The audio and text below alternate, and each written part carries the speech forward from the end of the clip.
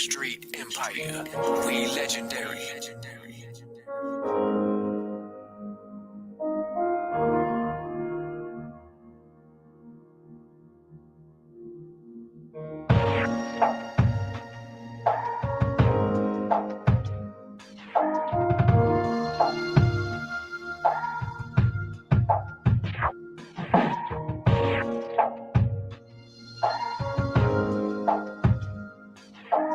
StreetEmpireMusic.com. Worth more than your dollar, created by your hour. And when I'm gone, get a soul, bring me back away my time. You ever heard of time? Come on. To all the souls who've been martyred, crying out from the altar, holding their testimony sleep. Yeah, the Lord no longer, who am I? Time. You ever heard of Time. Come on. To all the saints that's been offered like sheep to the slaughter. Hebrews serving me on the yard, who am I? Time. You ever heard of time? Come on. 1,000 years is that's one day. To the most high, my life is but a vapor. I just don't understand, who am I? Time.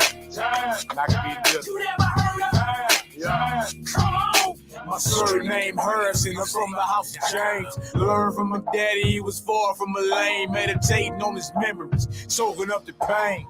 Describing me as your perception to change. Going through the motions like the hourglass, I'm running out. And no emotion, just advice, choose another route. I'm gone in the blink of an eye. Move quickly, short attention span, most likely you forget me. Created from the creator, know me good as life is a vapor. So ain't no telling when you see me later. Thick skin, all in, congratulating the haters. True brew, hallelujah, who vibrating the prayers. It's 3 o'clock, but I ain't talking about what's on your watch.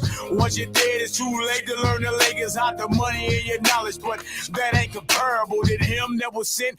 Ain't nothing more valuable. Worth more than your dollar, created by your hour. And when I'm gone, get a soul, bring me back away my time. You ever heard of time? Come on. To all the souls who've been martyred, crying out from the altar, holding their testimony sleep. Yeah, the Lord no longer, who am I? Time. You ever heard of Time. Come on. To all the saints that's been offered like sheep to the slaughter. Hebrews serving me on the yard, who am I? Time. You ever heard of time? Come on. 1,000 years is that's one day. To the most high, my life is but a vapor. I just don't understand, who am I? Time. You never heard of Time. Come on. Birth with the flesh and greatness. So as it seems until he was awake and to realize that Satan changed his faces. The clock been ticking ever since I left my mother's wounds, battling flesh, then developed some affected wounds. Even the butterfly has to be reborn in this cocoon. I asked the Lord why my niggas had to leave so soon. I blame Satan while sinning with my own hands. Lust got me thinking with my wrong head, sleeping in the wrong bed. But see, life is but a vapor. Don't waste your chasing paper. Repent for your sins because you might not have it later. Most labor in vain, searching for fortune and fame instead of seeking his name. But every second that passes, no, you can't get it back. Subconsciously thinking you timeless, but the hour's up. Your hour will just by my line, so come up out of her. Can't change the hands of time, not even on your calendar. More than your dollar, created by your hour. And when I'm gone, get a soul, bring me back away my time. You ever heard of time? Come on. To all the souls who've been martyred, crying out from the altar, holding their testimony sleep. Yeah, the Lord no longer, who am I? Time. You ever heard of Time. Come on. To all the saints that's been offered like sheep to the slaughter. Hebrews serving me on the yard, who am I? Time. You ever heard of time? Come on. 1,000 years is that's one day. To the most high, my life is but a vapor. I just don't understand, who am I? Time. You never heard of Come on. The clock keeps ticking, gives you awake and sleeping. Righteous of vain living, you better stop sinning. Cause you can't get back with the past, and that's that. We here to make sin whack, bring the word Yahweh back to the front of your pineal. Spiritually, we Hebrew. Get some understanding about the word of the most. When you're living for the kingdom, ain't no need to boast. Walking after Hamashiach, get the best toast. Worth more than your dollar, created by your hour. And when I'm gone, get a soul, bring me back away my time. You ever heard of time?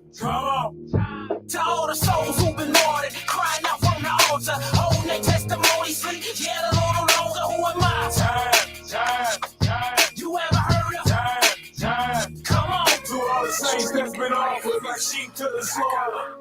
Hebrews serving me on the yard. Who am I? Time. You ever heard of time? Come on. 1,000 years is as one day to the most high. My life is but a vapor. I just don't understand. Who am I? Time. You never heard of Time. Come on.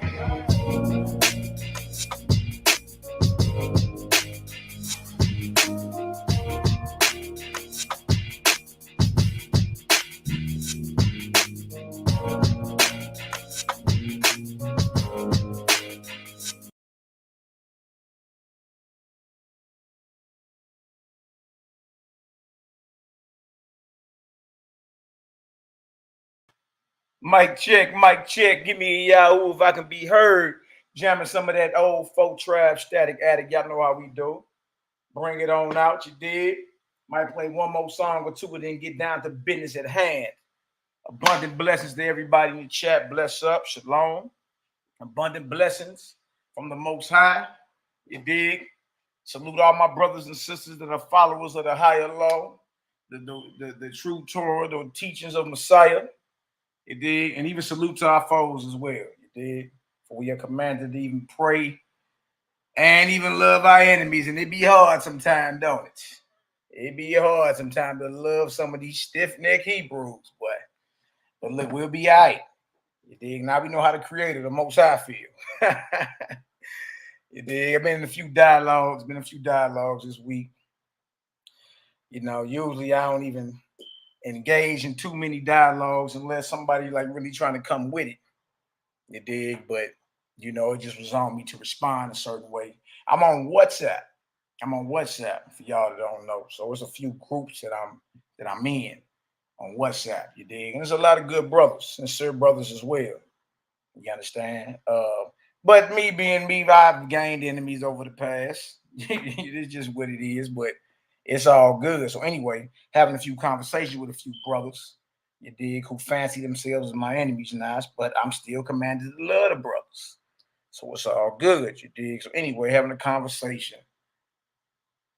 And y'all know I was promoting I'm still promoting it, the Battle of the Holy Books. Let's get it. You know, you're a practitioner. We're gonna let the crowd, you know, ask at random questions, and we're gonna see who can go into whatever text they claim is the one and get it done. So anyway, promoting that. And the first brother to jump down and say, all right, I'm with it, is the Selah Shalom.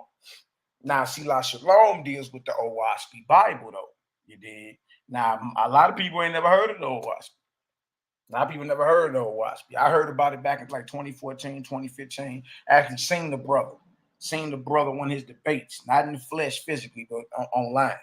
He was actually debating the Israelite elder over like time and prophecy and creation and all that. You dig? So anyway, he was the first one to debate, like he with it. So I was like, oh, that's what's up. This a man that ain't got nothing to hide, you know what I mean? So anyway, I'm promoting it in my various groups that we got this battle coming up. You dig? Because even though it wasn't supposed to be a debate at first, it was just about the brothers that profess the Bible, Quran, the Egyptian literature, the Nazarene literature, the YHWH, whatever, come to the table and let the crowd ask random questions. We're going to see what book answer the most. That's simple.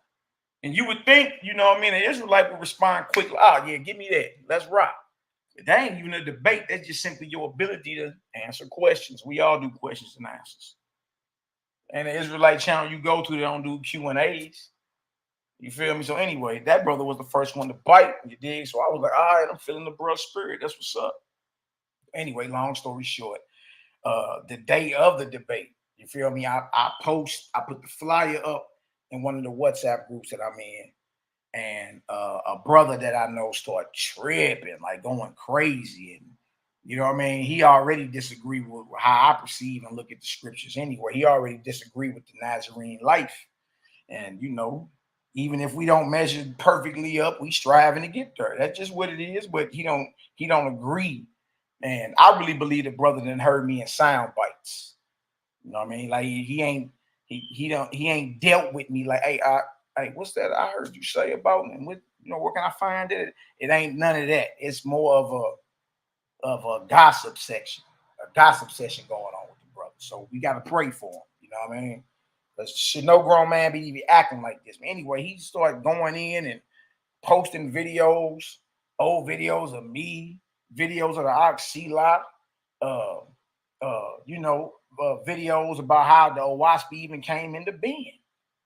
You see what I'm saying? And it wasn't nothing new to me. I had already looked at it like, all right, that's what's up. I mean, it didn't move me either way. I was just like, oh, okay. You did. Because when you're done talking, guess what? You got to deal with what's in there. Like, we can talk all day. Don't deal with it. It's satanic. All right, so what's satanic in it?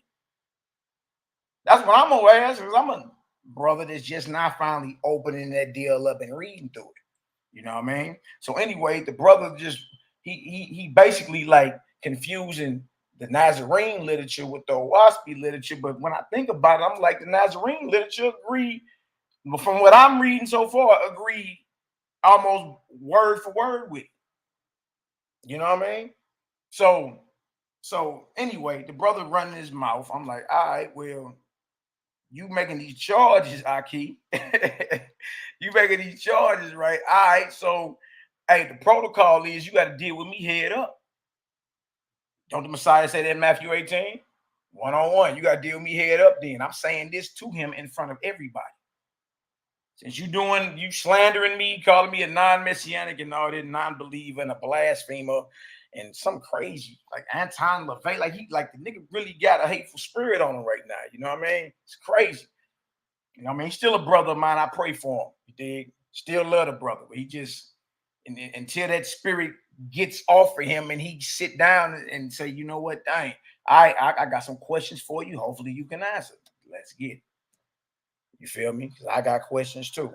Anyway, I've been in war, like back and forth conversation, but believe it or not, a few brothers hit me up and was like, you know what I mean? Basically, you know, respect and I'll just leave it at that. You know what I mean? I just leave it at that. But the whole thing is, the brother called me a non-messianic. That's how I jumped off, right? He said I'm a non-messianic. I say, bro, listen to me. I'm beyond messianic, meaning I'm messianic to the bone gristle. Meaning I believe the Messiah's teachings are superior to the Torah portions you do every week. Every Saturday, you do a Torah portion. All right. And for those that don't know, it'd be the same Torah portion the synagogue of Satan is doing, the exact same scriptures. It's just they don't add the gospels in there, but it'd be the same thing. You know what I mean? So I say, look, I'm so messianic. I believe the teachings of the Messiah are superior to the Torah portions you teach every Saturday. That's how this all jumped off. You dig? And I just was letting them know, like, look, the Torah that he taught, the if you want to say the God he talked about was different than the Torah that was written down. In many ways, it was things that are in agreement, but there are things that he overrides and brings a different decision and judgment to the table. In essence, telling you don't even do that. You know what I mean? So you got to deal with that. That's not the same thing. So, you know, certain brothers still try to make it fit and harmonize. So, you know, the one brother put in there, he was like, is this the same thing? In essence, this is basically what he put in there. Is eye for an eye the same as turn the other cheek? Is eye for an eye, tooth for tooth, foot for foot, joint for joint? Is that the same as non-resistance and turning the other cheek? This is what a brother of ours in the chat asked them. You dig? So I respond immediately, no, it's not the same. No, it's not the same. It is totally different. You know what I mean? And that's what brothers and sisters really don't. You know, I can tell if you're still indoctrinated if I give you something easy to look at and you still try to fight and hold like, nah, that is the same. It's not. You feel me? And the fact you got to go piece 100 different precepts together just to arrive or somewhat arrive in the neighborhood of an answer. That ain't gonna cut it. That ain't gonna cut it for a simple fact. Everybody got the same precepts and different understanding. Through your precepts, you get through his precepts, you get understanding, right? But then you got to ask yourself, then why does everybody have the same precepts but different understanding? You know what I mean?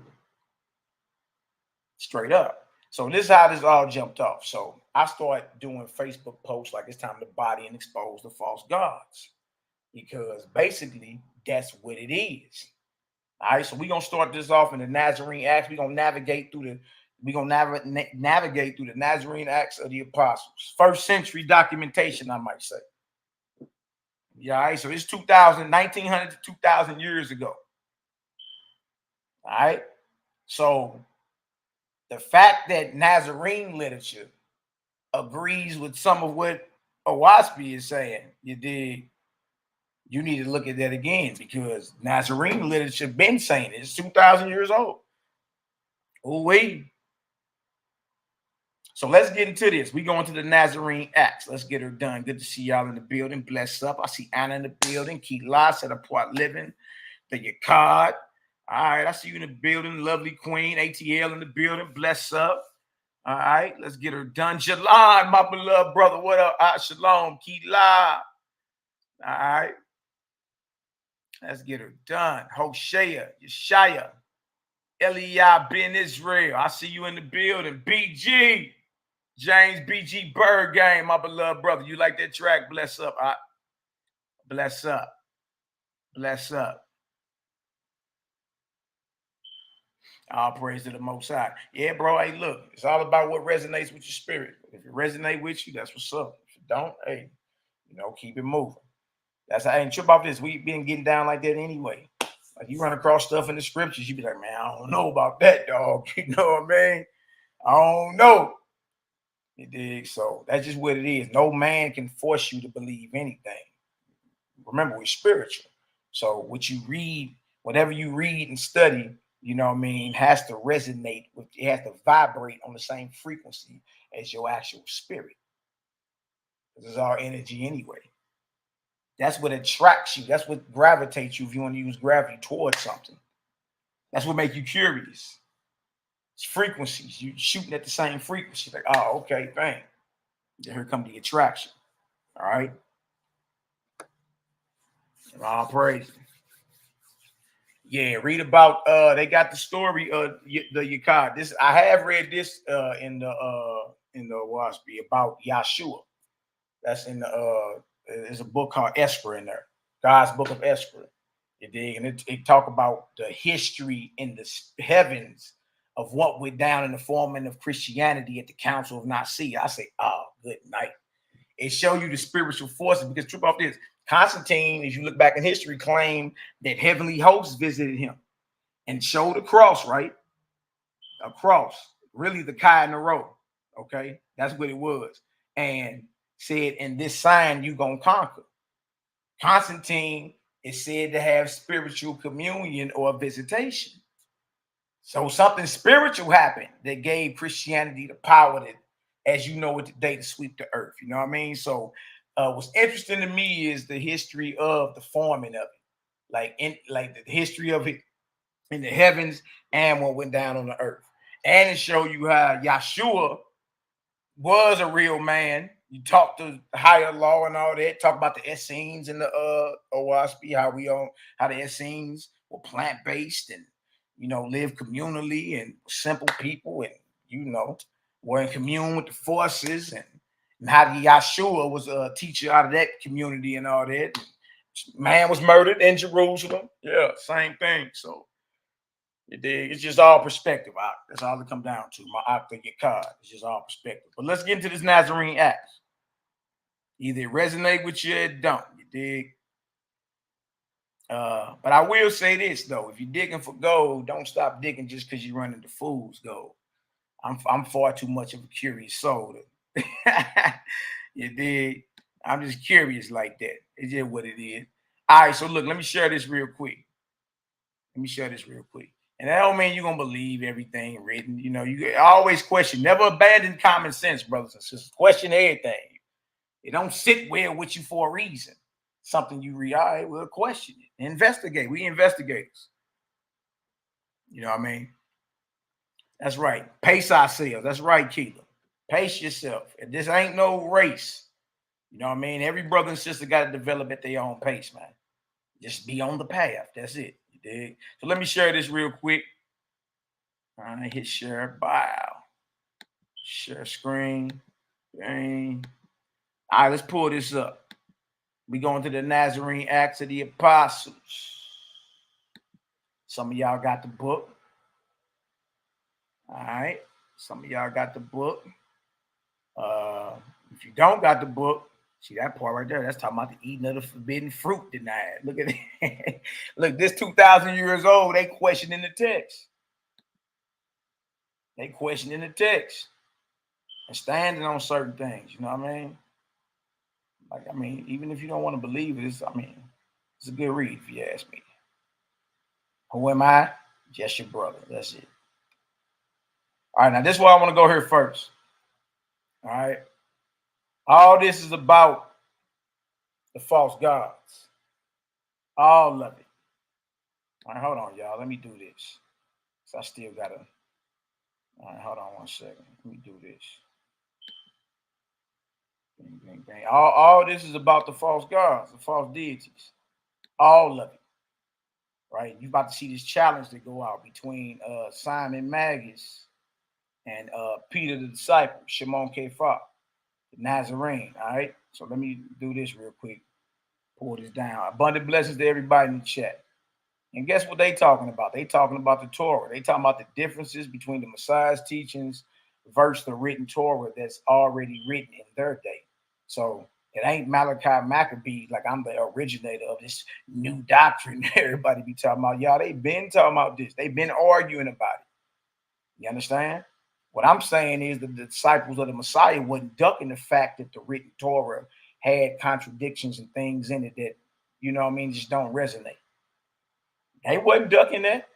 You feel me? They were standing on the teachings of their master because their master, the Messiah, Yahshua, taught them how to properly navigate. You know what I mean? Through them murky waters.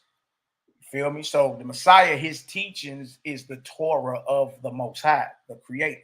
Yahweh, Yahweh, Yehovah, whatever you rock with, or however brothers is rocking. I ain't even here to debate with you and talk to you about no names. I ain't even here for that. All right. So the whole thing is this. The whole thing is this. They've been arguing. All right. Things been in question.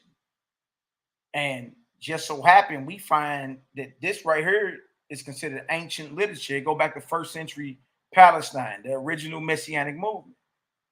Come to find out, when you do your proper research, y'all, you know what you find out? You find out that all you so-called church fathers, aka church historians, knew about this.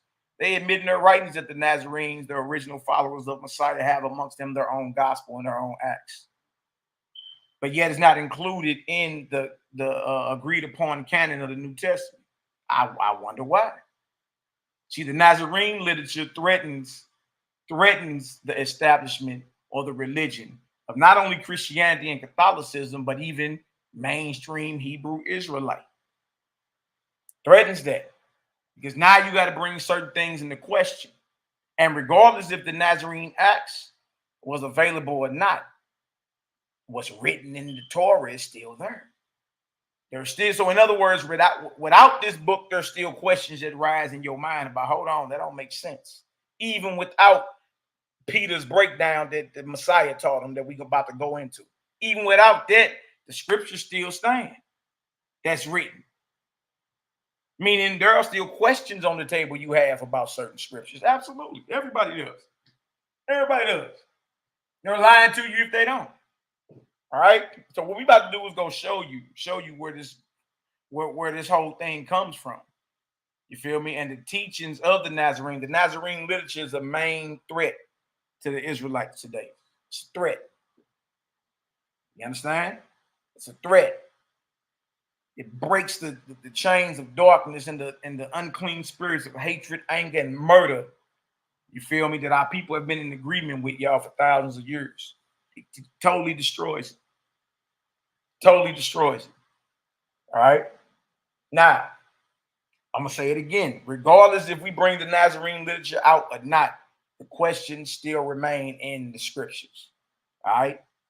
So let's get it. So it ain't even like, oh, you reading that book and look, bro, you still got the question to answer. You still got to answer the question, should I say. You still got to answer the question about this whole list of stuff that we got a problem with, that we got a question and line up that don't line up directly with the character of the Most High, the Creator. If it don't line up with his character, and the Messiah taught his character, then we got to question that. We got to question it. If it don't line up with his creation, we got to question it. And you're going to see that that's exactly what Peter the disciple said. And we about to go over right now. You know what I mean? So y'all hit the like button, hit the share button. You know what I mean? Hey, shout out to all the haters, jaw jackers, and naysayers. We love y'all too. Bless up. You understand? Whether you be friend or foe, hit the thumbs up or thumbs down. Let's eat. Let's eat. Bang, bang, bang. All right. Let me know if y'all can see that. Let me know if y'all can see that. I want to start right here. Challenge. All right. Simon is Simon Magus. Simon is Simon Magus. All right. So he about to challenge. All right. What he about to do, y'all, is challenge Peter the disciple about the text. About the text. Now, what you're going to find out is this. Peter was up under no illusion that the most of my brothers are up under today. He wasn't under that illusion. That the Torah, the written Tanakh, as if it don't have contradictions and conflicts. He wasn't under that illusion. He wasn't under that illusion. My brothers are under that illusion today. All right? And regardless if we bring out the Nazarene literature, we going into the Bible today too. We about to go into the Bible. You're going to speak on certain things. All right, let's go read it. Let's see what we can pull from it. All right, that's big. All right, bottom of page 288, homilies 3. All right, chapter 10, 20, 35, 38. So if you got the Clementine homilies, which is an extension of this, it's chapter 3 or homilies 3, chapter 38. Simon's challenge many gods. Right? When Kepha had thus spoken, Kepha is Peter, y'all. Kepha. That's Peter the disciple. When Kepha had thus spoken, Simon, outside of the crowd, cried aloud. Would you lie to see the unlearned multitude standing around you? So this is another thing I was trying to deal with the brother. I was like, bro, look, let's do this in front of everybody. If anybody that got a problem with me, then look, all right, well, if you don't want to do it one-on-one, let's do it in front of everybody. You don't even want to do it one-on-one, though. You only want to keep protocol. Notice this, though. This challenge is going down in front of everybody. Messiah, when he debating, y'all, that's going down in front of everybody. These things ain't whispered. These things ain't whispered in a little corner. Nah, they get done the old school way, right in front of everybody. See, how else are you going to prove whose doctrine is spiritually superior if it's never demonstrated? It's never demonstrated. You just a whole bunch of brothers and sisters that get together and pour over the same scriptures. That's it. But true about this, is it tested? Is it challenged? Now watch this. So true about this. Peter is a student or a disciple. He an apostle at this time, but he's a disciple or a student of Yahshua the Messiah. So peep his battle strategy. Peep how he handle up. All right, now watch this.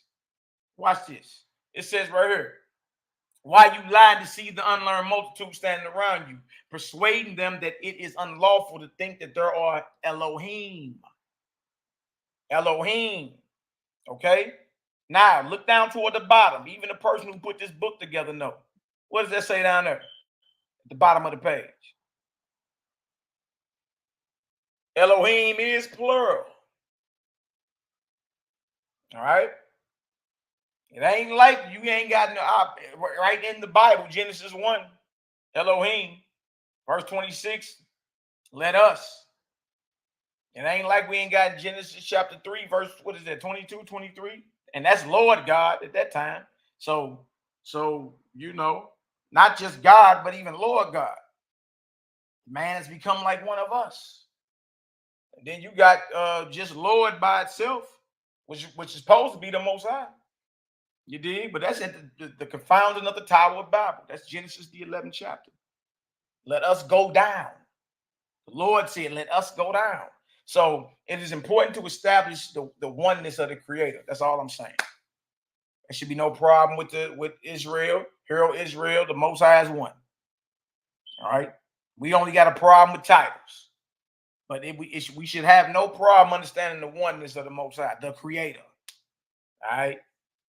Now watch this. So that Elohim, i.e. gods, right? So this is Simon talking to Kepha, Peter. Now watch this. Watch how real this gets. And now I wish in the presence, let me highlight this for y'all. And now I wish in the presence of all to discuss with you from these books of the necessity of thinking that there are Elohim. Oh, hold on. I missed the rest of that last one. Let me get this.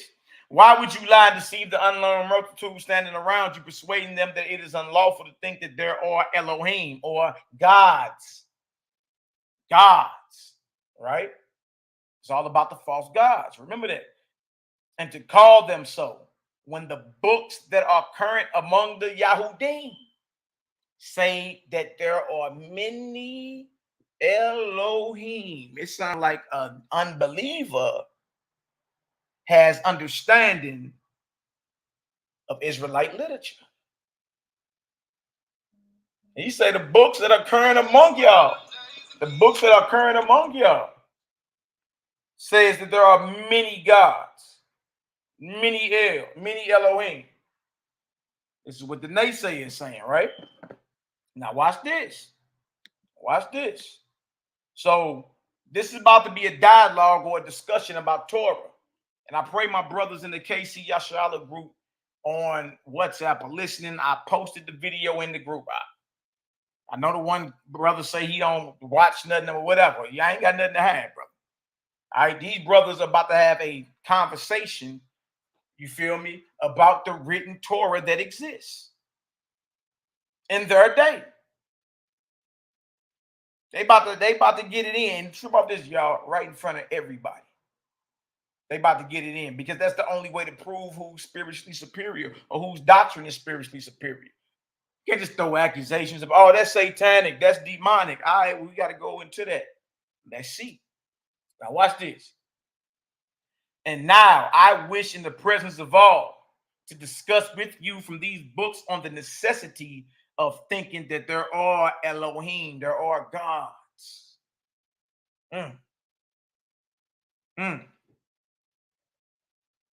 Game on, huh? Game on, huh? You see? Peter's stance, even though you're going to read in her that Peter is saying Elohim, you got to understand you're dealing with in-betweens. You're dealing with scribes. You're dealing with translators. You're dealing with editors. You know what I mean? So you're going to see Peter saying Elohim, but we about to show that Peter was talking about the Creator, regardless of what they write. You know what I mean? Or how the publishers edit, whatever. Peter was talking about the Creator. We about to show you that. We're about to show you that verbatim. All right. So the enemy or the non-believer, should I say, Simon Magus is saying there's a necessity of thinking that there are gods, Elohim. First, showing respect in him whom you call Elohim. Trip off this, that he is not the supreme and omnipotent being.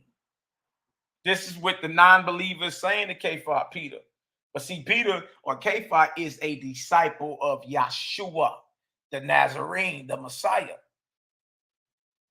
You see?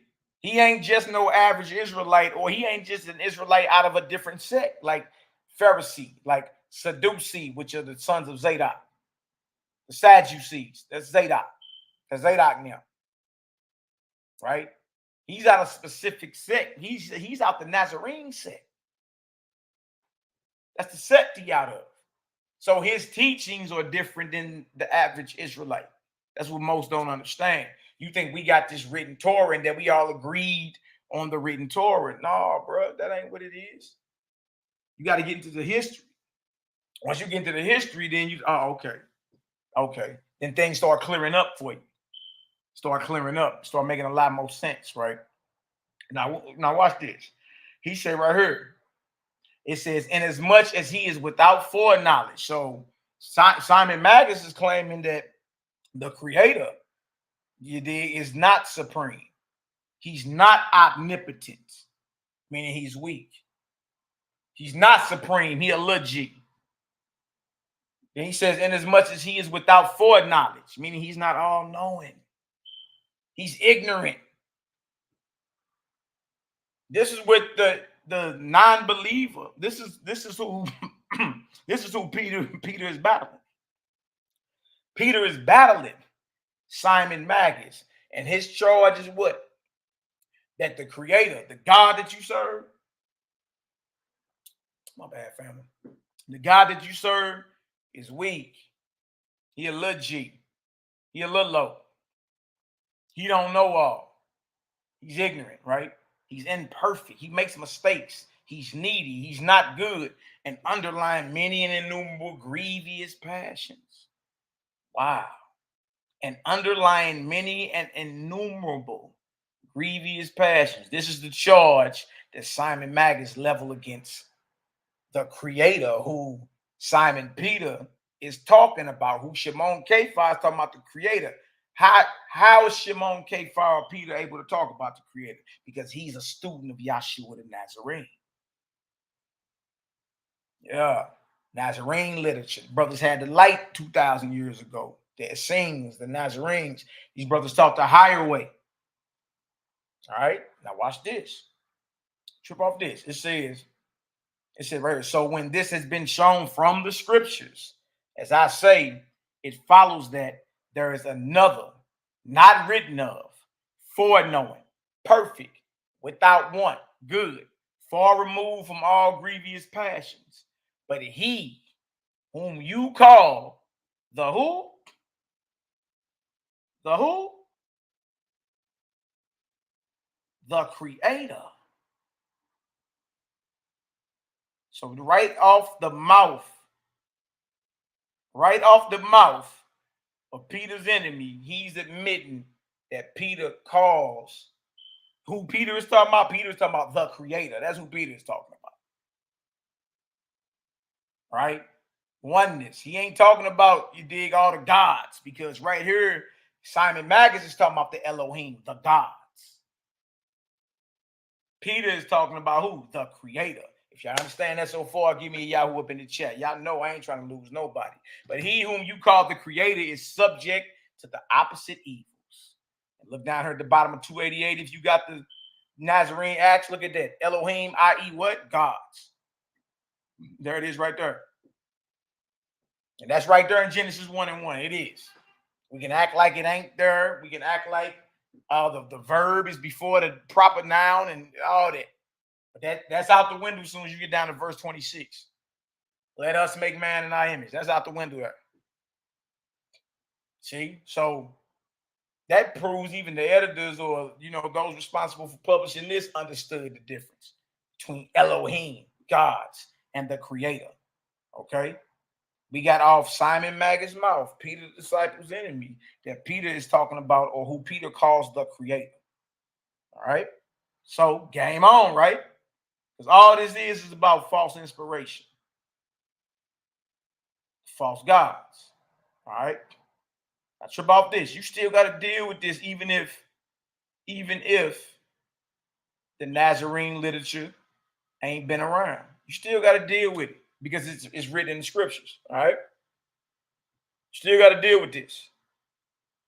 Now watch this. Defects ascribed to God or ascribed to Elohim. Look at this. Look at this. And remember, this is Simon still talking. Let me make sure. Let me check the chat real quick. Make sure y'all good. Okay, we good. NehemiYAH, big homie in the building. Bless up, King. Got you big. Sis say since 2020 she been knowing this. Bless up. That's what's up. Now look at this. Even if the Nazarene literature is not available, you still got to deal with this. And that's what I've been trying to tell the brothers, man. Like, look, take me up out of it. You still got to deal with this, bro. Somebody in here gonna have a question about this eventually. All right. Now look at this. Look at this. Bro, so he just waking up. Get up, man. Now watch this. Watch this. So also Adam, being made at first after his likeness, is created blind. This is what Simon Magus is saying. So also Adam, being made at first after his likeness, is created blind. Okay. And it said not to have knowledge of good or evil. And is found a transgressor. And is driven out of paradise. And is punished with death. In like manner also he who made him, because he sees not in all places, says with reference to the overthrow of Sodom, come and let us go down and see whether they do according to their cry, which comes to me. Or if not, that I may know. Thus he shows himself ignorant. That's, we gotta stop and pause right there. Is the Creator ignorant? Is the Creator blind? Because regardless of the Nazarene literature or not, this is why I asked this, right? It's still written, come and let us go down and see whether they do according to their cry, which comes to me. Or if not, that I may know. Look at that. What you mean, come and let us go down and see? The Most High is all-knowing. He already has knowledge of what it is. He don't have to come and deal with you locally for him to understand what's going on. He's all knowledgeable. He has foreknowledge. You see? So regardless, you got to bring that into question, regardless if it's Nazarene literature out there or not. You know why? Because if you roll with that the Lord said, come and let us go down and see whether they do according to their cry, that comes to me. If you roll with that, then guess what? You're saying that the Most High is ignorant in certain cases, short-sighted. He's not all-knowing. He got to come deal with you locally to understand and gain knowledge of what's really going on, to see clearly. See, this is a defect ascribed to the Most High that's in the written Torah. The Creator is all present. The Most High is all present, all person, always was, is, and will be. Omnipotent, omnipresent, all knowledgeable. I mean, you can go on and on. Didn't the Messiah say that the Most High is the Spirit, and those who worship him must worship him in what? Spirit and truth. Yeah.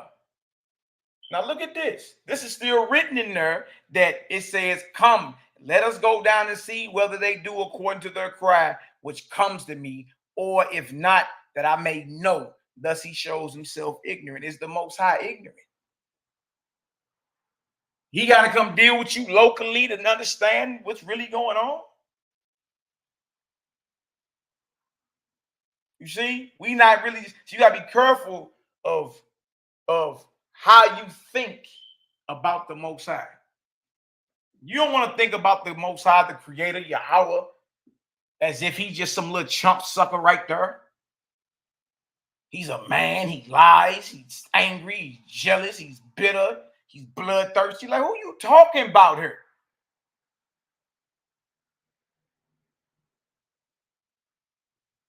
You know what I mean? Like, what's really going on here? How long is we gonna play the game? So look at this. Come and let us go down and see whether they do according to their cry, which comes to me, or if not, that I may know. Thus he shows himself ignorant. You see that? So the Most High is not ignorant. Anybody that's, that understand that the Most High is all-knowing, that he don't got to come deal with you locally to understand the inwards and the outward mechanics of what's going on. You dig? For you or for us, that scripture should be a problem, because it shows that the Most High is ignorant in some capacity. Shows he's ignorant in some capacity. You dig? Now you can make all the excuses you want. Oh man, that's metaphorical. Look, I understand. I've heard it all. But when you're done talking, the all-knowing, omnipotent Creator don't need to come to pull up on you locally like a pull-up boy. You don't need to pull up on you locally to understand the inwards and outwards of what's going on with you. or his creation? Because he's ever present. You see? So that should be a problem right there. See, that's brought into question. You see? Now watch this. And this is with the enemy of Simon Peter is saying. Right? He's simply going into the Torah and showing that, look, the God that you claim you worship is short-sighted. He's ignorant right there in that scripture. But watch this. And his saying respecting Adam, let us drive him out, lest he put forth his hand and touch the tree of life and eat and live forever. And saying, lest he is ignorant, and driving him out, lest he should eat and live forever, he is also envious. Right? Why would the Creator be envious of any entity or being living forever? Who can top the Most High? Nothing or no thing. And whereas it is written that Elohim changed his mind, that he hadn't made man. That's Genesis the 6th chapter, right? That he repented. For the longest, we be like, yeah, not repent like he sinned, but repent like, he regretted. Repent like he changed his mind. Hold on. Oh, so are we saying that the Creator changes his mind? I thought there are scriptures in there that say he don't change. Work with it. Work with it. And whereas it is written that Elohim changed his mind, that he had made man. This implies both repentance and ignorance. Meaning he made a mistake somewhere, right? When it's regretful or if it's repentant, meaning you got to turn away. He turned away from that he made man. But brother, that's implying that the Most High made a mistake. See, right essentials, right beliefs of the Creator is essential for holiness. It's essential. You got to have a right belief and thought about the Most High. You can't subject him to man, a mortal. Most High ain't never been a mortal, a man. Now watch this. Watch this. For this reflection is a view by which one, through ignorance, wishes to inquire into the result of the things that he wills, or it is the act of one repentant on account of the event not being according to his expectation. Right? Meaning if the Most High changed his mind that he made man, about this, it says, for this reflection is a view by which one, through ignorance, wishes to inquire into the result of the things that he wills. So if the Most High are repenting that he made man, even the enemy is saying that's a reflection. For this reflection is a view by which one, through ignorance, wishes to inquire into the results of the things that he wills. Or it is the act of one repenting on account of the event not being according to his expectation. I thought me creating man would have turned out better than this.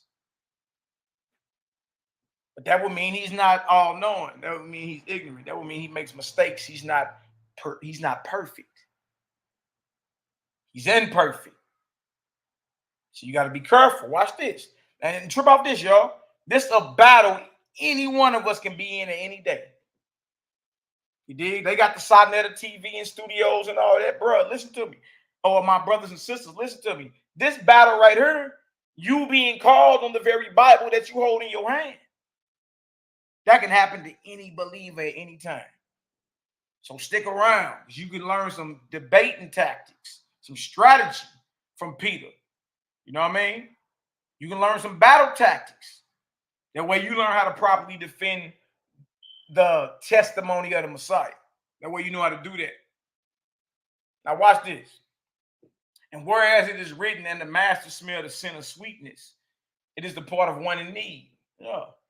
And his being pleased with the fat of flesh is the part of one who is not good. But his trial, as it is written, Elohim tried Abraham. Yeah, to kill Isaac, right? Right? To kill Isaac, right? That's the Creator that tried him. Yeah, flip over to Genesis 22. Yeah, look at this. But his trial, as it is written, Elohim tried Abraham, is the part of one who is evil. Yeah, because it's evil for you to murder your children. Absolutely. If any one of y'all got an inspiration right now to murder your children, grandbaby, spouse, ain't there one of y'all gonna do it. Because you know that's off. That's wrong. You know it. So look at this. But his trial, as is written, and Elohim tried Abraham, is the part of one who is evil and who is ignorant of the issue of the experiment. This is what the naysayer point in. Because the naysayer know where the Torah is problematic at, the written Torah. He know where it's at. And any one of you brothers and sisters can be called on the belief, your belief in the scripture, any day. So at least, you know what I mean, at least learn how to properly wage war and pull your sword if you're going to stick around over that way. You understand? Now watch this. Look at this. So you know the disciple of the Messiah got an answer though, right? You already know this. Kepha's answer, Homilies 3, chapter 40, Kepha's answer. In like manner, Simon, by taking many passages from the scriptures, seemed to show that the creator, I know that says Elohim, but we just established that Peter is dealing with the creator. He's not dealing with gods. He's dealing with the Most High through the teachings of the Messiah. All right. The ascended master. Look at this. Seemed to show that the Most High is subject to every infirmity. And to this, Kepha said, does he who is evil and wholly evil love to accuse himself in the things in which he sins? Answer me this. Oh, wait. Oh, wait. Boy, it's on and cracking now, boy. I'm trying to tell everybody. Did you see how Peter answered, how he doubled down on him? Y'all peep? Does he who is evil and wholly evil love to accuse himself in the things in which he sins? Answer me this. In other words, if somebody is evil, do they charge themselves as being evil? No. No. And you can be the most sadistic, black-hearted bastard on the earth. You dig? But you ain't going to accuse yourself. You ain't going to condemn yourself. All right?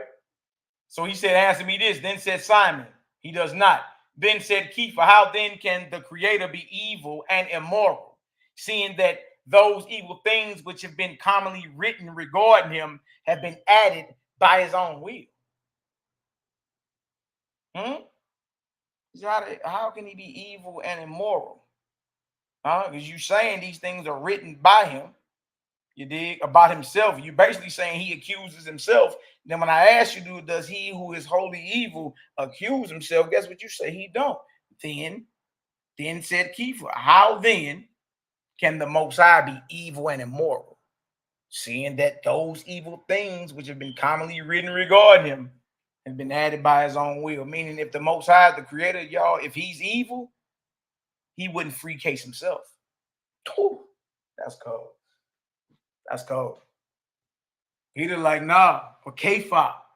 That's his Hebrew name, Kepha, the disciple, student of Yahshua the Mashiach. He said if the Most High was evil, he wouldn't free case himself. Because he who is wholly evil in whatever he's doing don't accuse himself, do he? No. Why would the Most High accuse himself? Peter ain't duck. He ain't try to harmonize it and say, nah, man, you know, Genesis 1 with 100 precepts mean this. He ain't try to harmonize it, none of that. And now this is a direct student of Yahshua the Messiah, who most of my brothers claim they believe. He ain't act as if things were in harmony with the teachings of his master. He wasn't acting like things that are written in the Torah were in harmony with the teachings of his master, the Messiah. He just simply said that can't be the Most High, because he that is holy and wicked don't accuse and condemn himself, Jack. And if that's the case, the Most High don't either. So now we got to deal with the text then. Now we got to say, okay, that's your answer. Then why is it written? Exactly. And this is the level y'all brothers and sisters don't want to get to. They don't want to deal with, you know, critical thinking. You don't want to deal with critical thinking. All right? Now watch this. Then said Simon, it may be that the charge against him is written by another power and not according to his choice. Oh, wait. Even the naysayer saying it must be written by some other authority or power, some other God or something, and not according to his choice. Then said Kepha, let us then in the first place inquire into this, if indeed he has of his own will accused himself, as you formerly acknowledged, then he is not evil.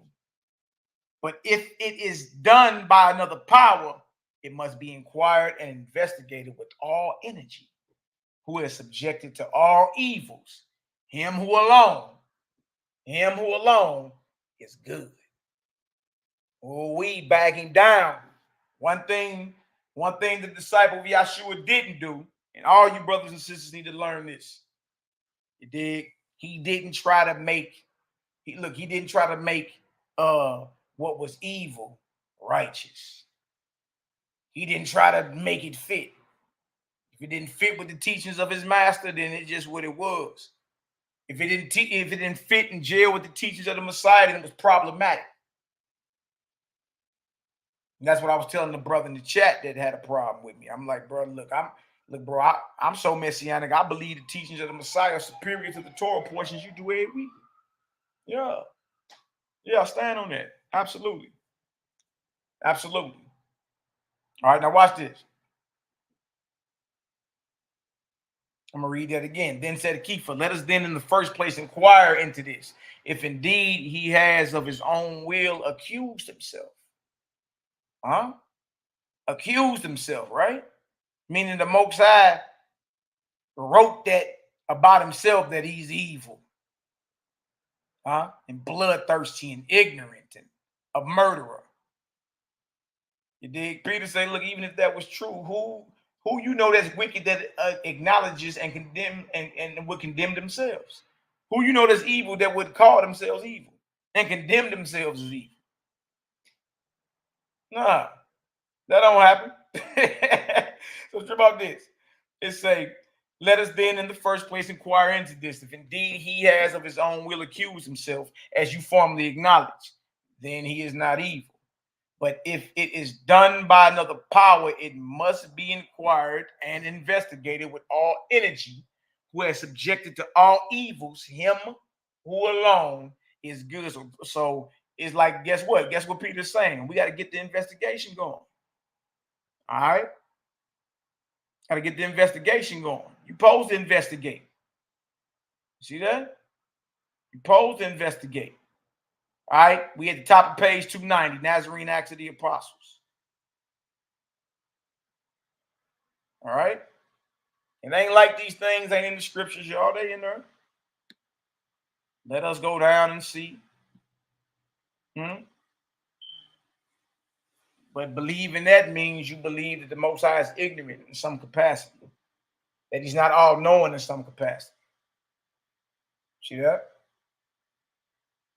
Think about it. Why would the creator, the Most High, be ignorant? See, so we got 2,000 years ago, the text is being called into question. So Peter answers back and say, look, he that is evil don't even accuse himself, Jack.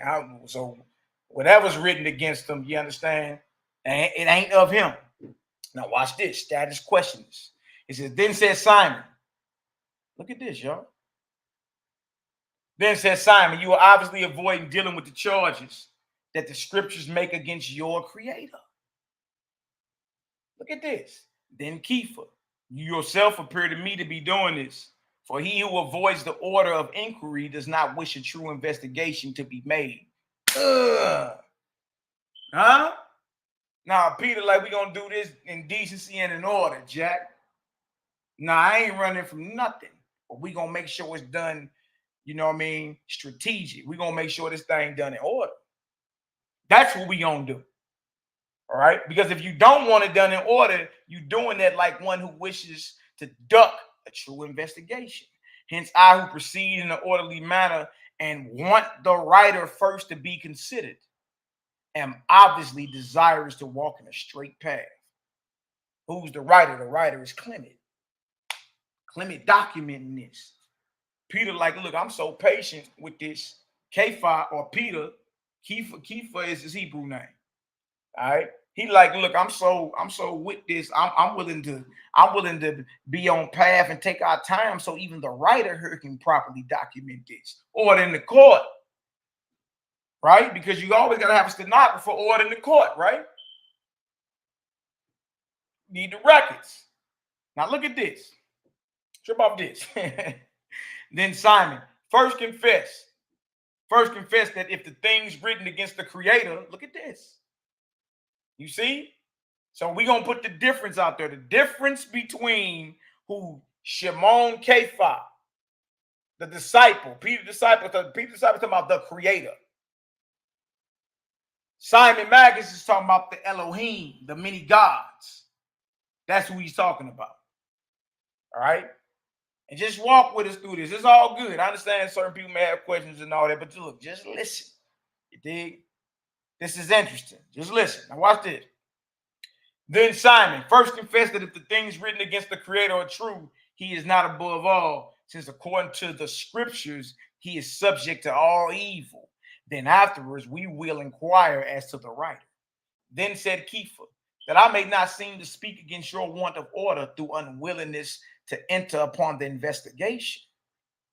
I answer you. I say that if the things written against the Creator are true, they do not show that Creator is evil. Then said Simon, how can you maintain that? He like, huh? He said, if those things written against him are true, you did. Guess what? I'm still standing on he ain't evil. See, it's a certain code you got to stand on. He said, even if it is true, right? Now watch this. Homilies 3, chapter 42. All right, we on page 290. Nazarene Acts of the Apostles. Clip up. Good to see y'all in the building. Bless up. I see y'all. All praises. All praises. Hit the like button, hit the share button, thumbs up or thumbs down. It's all good. All right. Now watch this. Topic right here was Adam blind? Was Adam blind? See, it ain't honor and humility. Man, y'all coming with this new doctrine, y'all. 2,000 years ago, the text was being brought into question. The written Torah and Tanakh was being brought into question by the disciples of the Messiah. And they get their doctrine from him. Now it makes sense why the scribes would be against Messiah. Those that write down, they're the ones responsible for producing the written Torah. Yahshua come teaching the higher law. You heard it say this, but I say this. You heard it been said this, but I say this. You see that? Now watch this. Was Adam blind? Then said Kepha, because things are written opposite to those sayings that speak evil of him. So neither the one nor the other can be confirmed.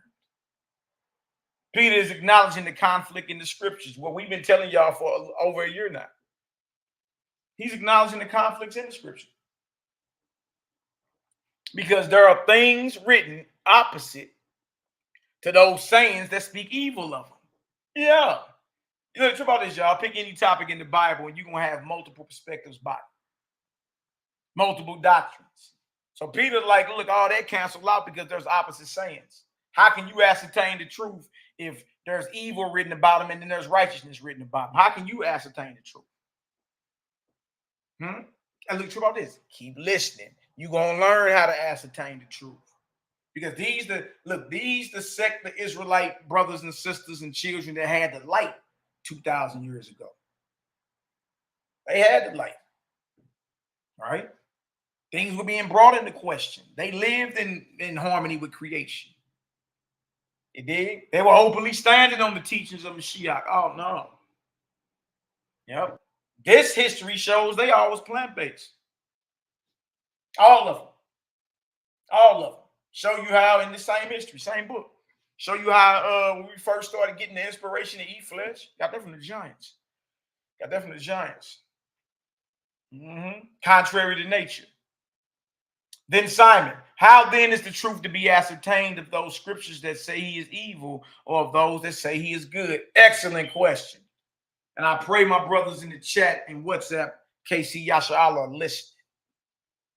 It's an excellent question the enemy put forth to Peter, to K5.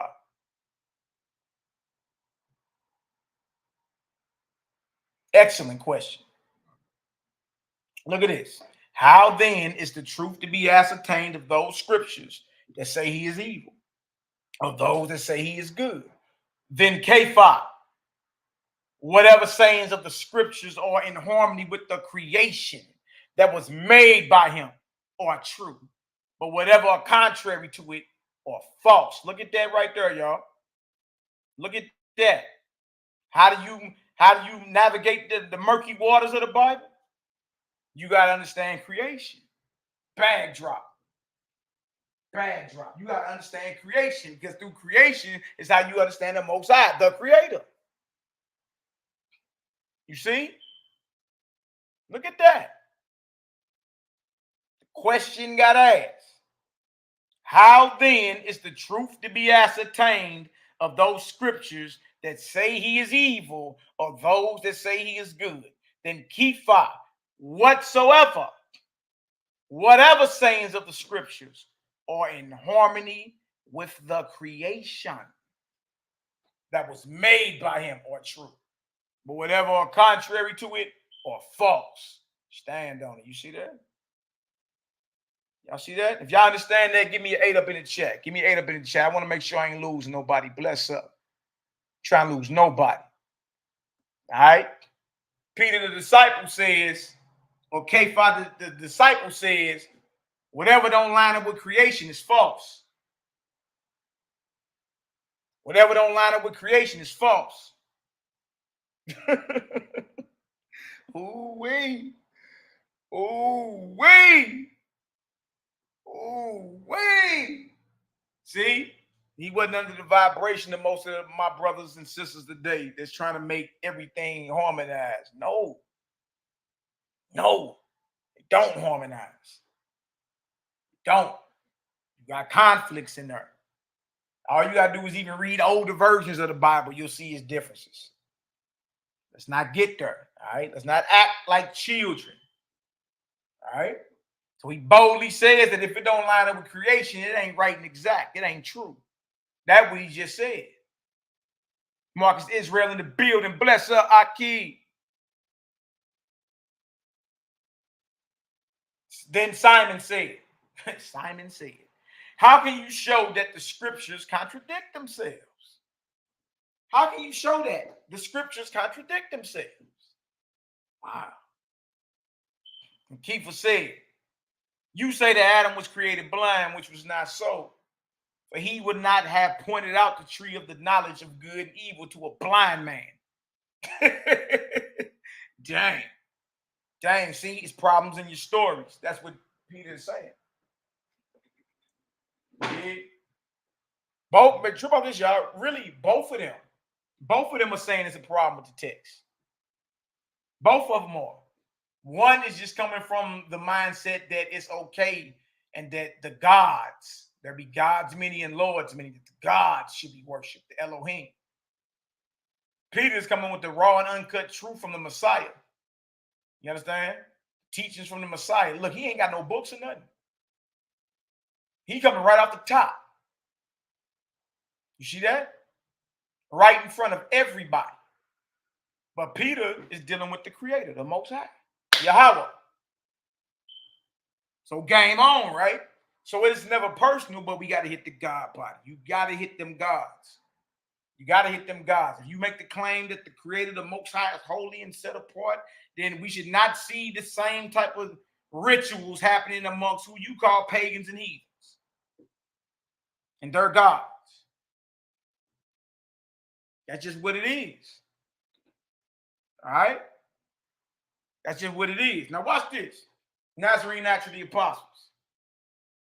Read it again. And Kiefer said, you say that Adam was created blind, which was not so, for he would not have pointed out the tree of the knowledge of good and evil to a blind man and commanded him not to taste of it. So how can you claim the man was blind? You dig? But if that's the case, the tree of good and evil would have never been pointed out to him. Look at this. Then said Simon, he meant that his mind was blind. Now he got him running, right?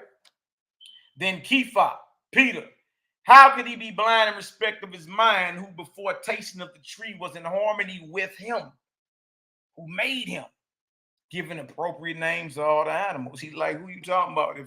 If you know Adam, you dig, and that's, you know, that's a whole nother topic, you dig, about the Adamites and Adam himself, and we'll get there. But just walk with me for a second. All right. If Adam's mind was blind, for one, Adam couldn't have been blind based off the story that you have in your Bible, because again, the tree of good and evil would have never been pointed out to him. He's blind. You see that? Also, if his mind was blind, all right, before tasting of that tree, you claim, how? He was in harmony with the Creator, and according to the biblical text, guess what? He gave appropriate names to all the animals. So his mind couldn't have been too blind. I mean, his mind clear enough to name animals in creation, but not clear enough to understand not to partake of a certain fruit off a certain tree. Does that make sense? See, they're questioning the text. And y'all, even regardless if we had the Nazarene literature or not, regardless if my SHALOM was teaching out the old WASPI or not, you still got a problem with the text that we have. Still a problem there. Now look at this.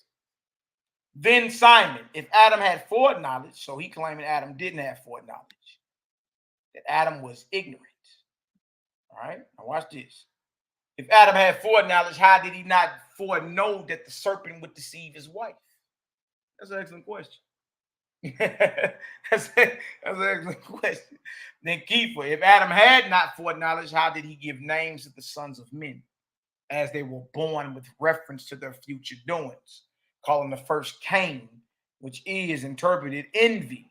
So it was like, trip off that, like who he named, his sons who he named, that even the names are prophetic, meaning Adam's a prophet, meaning he has the gift of foreknowledge. If Adam had not foreknowledge, how did he give names to the sons of men as they were born with reference to their future doings, calling the first Cain, which is interpreted envy, who through envy, trip off this, who through envy killed his brother Abel, which is interpreted grief, for his parents grieved over him, the first slain. Now look at this. And remember, this is Peter responding so far.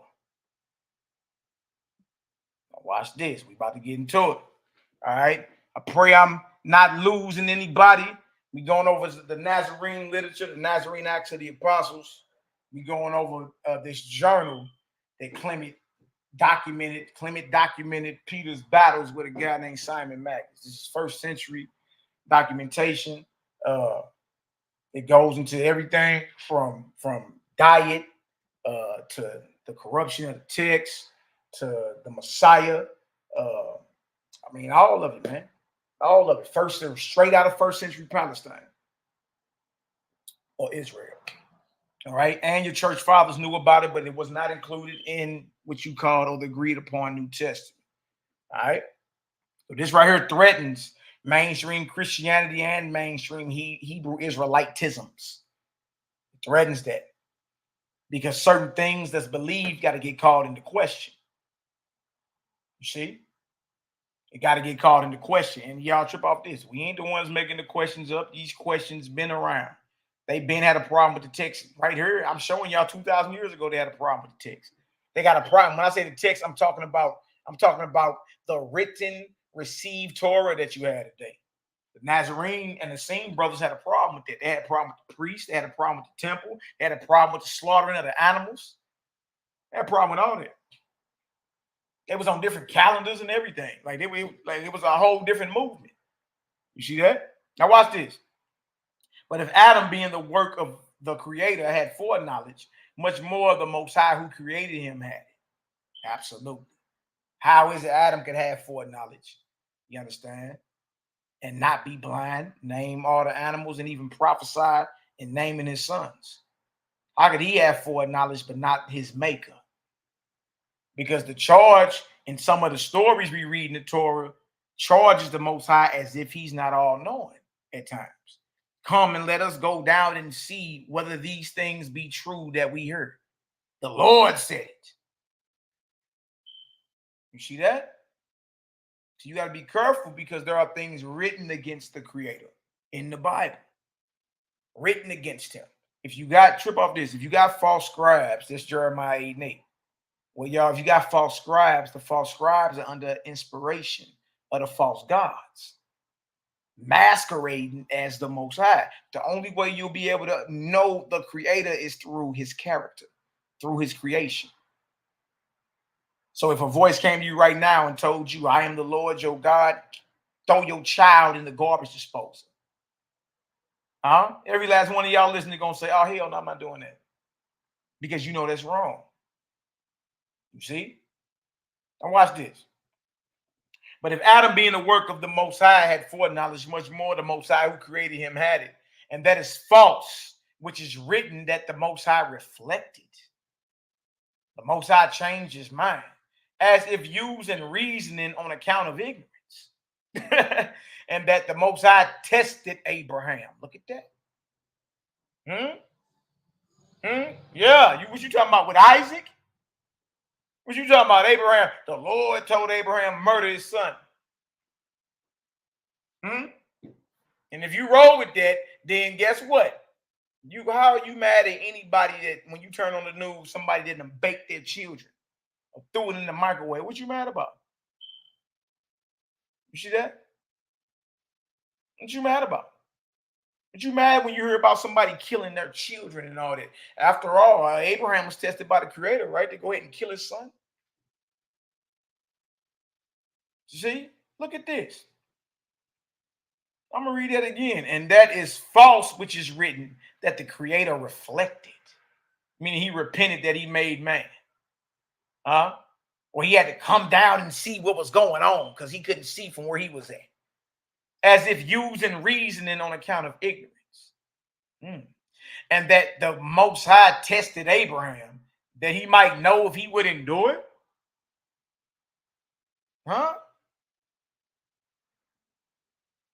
Look at that. You want me to take the I can take the blue highlights off. It's a problem. Take the blue highlights off. It's a problem. No problem. Trip off this. As if using reasoning on account of ignorance, and that the Most High tested Abraham, that he might know if he would endure it. And that which is written, let us go down and see if they are doing according to the cry of them that come to me. And if not, that I may know. See, Peter is under no illusion. He's saying, bro, that's false. Because it means the Most High is not all-knowing. That means he's ignorant. He's not omnipotent. It means he's weak. That's false. Of that he's bloodthirsty. No, thou shalt not kill, right? And Peter like, oh, that's false. Now, and if Peter is saying this, y'all, in the first century, that means he got it from Yahshua, the Nazarene. If what I'm saying makes sense, give me a 5 up in the chat. Bless up. Bless up. Bless up. Bless up. All this is in your Bible or in your Torah, regardless if the Nazarene literature is out or not. You got to question it. Is the Most High ignorant or is he all-knowing? He can't be both. He can't be ignorant too. How is the Most High ignorant of anything? That means he's not all-knowing. How is the Creator a murderer and inspiring you to murder? That means you got to take thou shalt not kill off the table. You can murder. You can kill. Think about it. Yeah, that's the Nazarene Acts of the Apostles, YAH'KI. Think about it. All they got to get called into question. If it ain't about the Most High being all-knowing, then you saying he's ignorant. If it ain't about him being omnipotent, meaning all-powerful, you saying he's weak. If it ain't about him being righteous, you saying he's evil. And you walk around with that mindset about the Creator. And you wonder why the behavior in Israel represent that. Because, y'all, that's the behavior of the false gods, the false deities. Israel, just like every other nation, been up under the vibration of the false gods. Easy. Easy. And our pioneers, our brothers in this way, was talking about this 2,000 years ago. Clip up. It ain't no thing. Let's talk about it. Let's talk about it. He called it false. You see? You got to be able to take that stand. No, I don't believe that. I don't believe the Most High a little G, a chump sucker, a little low. I don't believe that. I don't believe the Most High is impotent. I don't believe he weak. No, I don't believe that. I don't believe the Most High bloodthirsty and angry and jealous. And no, I don't believe that about the Most High. I believe the opposite. You understand? So I don't believe he jealous. I believe it ain't no comp with the Most High. Hell, he jealous over. I don't believe he weak. I believe he's omnipotent. I don't believe he's evil. I believe he's righteous. I don't believe he spilled blood and bloodthirsty in a murder. I believe he's peaceful. Yeah. Straight up. Now watch this. Watch this. Yet not to extend my discourse too far. Whatever sayings ascribe ignorance to him, or anything else that is evil, being upset by other sayings that affirm the contrary, are proven to be false. Wow. Wow. Yes, now look, YAHWH'S ben Israel, no doubt. Now trip off this, King. What you believe is supposed to be challenged. Supposed to be challenged. Shiach was challenged while he was doing his ministry right in front of everybody. We believe, as brothers and sisters, always supposed to be challenged, because there are different levels to the truth. You understand? This right here, bro, you ain't even got to reinvent the wheel. Just study the teachings that Peter got right here, because they come from the Messiah. You dig? And then study right there in right there in Matthew 5. The Messiah telling you what I'm teaching is different than what's written. You have heard it been said, eye for eye, tooth for a tooth, but I say unto you, resist not evil. All right, and whoever smack you on that side, turn the other to him also. You see that? So he telling you don't even do or execute what's written, do what I say. That right there shows that's the difference. You know what I mean? That shows us the difference. They was questioning that. That's why the scribes was coming at Messiah. You dig? So it's understandable. It's understandable that, questions are right, like, dang, but look, bro, when you read truth, it's posed a question. Like, if what we believe is solid, if what we believe is all the way solid, then we should have no problem with it being scrutinized. There's no problem with it being tested. And I've always been like that as a brother. Put it on the table. Let's see. Let's see. NehemiYAH tell you, I always been like that as a brother. Always. Put it on the table. Let's shoot. Hey, let's shoot it out. Let's see. You dig? And that's just what it is. And if you find that something that you thought what it wasn't, bro, the worst thing that happened is what? You leveled up in the truth. That's the worst that can happen. You got more understanding. Like, dang, okay, I was off a little bit doing that. You see what I'm saying? And trust me, the people respect a man like that more than somebody that's fronting, that realize they are mistaken and ain't even gonna tell nobody they mistaken. Nigga, you knew we missed the exit 10 miles back, got us still riding. Nigga, get off at the next exit, turn around and get back on the highway, man. Huh? We done missed this thing 10 miles back, and you knew we was, you see what I'm saying? It can't be like that. Whenever we believe in it, there's no problem. You know what I mean? With it being questioned and challenged. Should be no problem with that. And if it is, we got to ask ourselves, what kind of spirit is it that we rocking with? Because last I read, he ain't gave you the spirit of fear. Nothing but a power, right?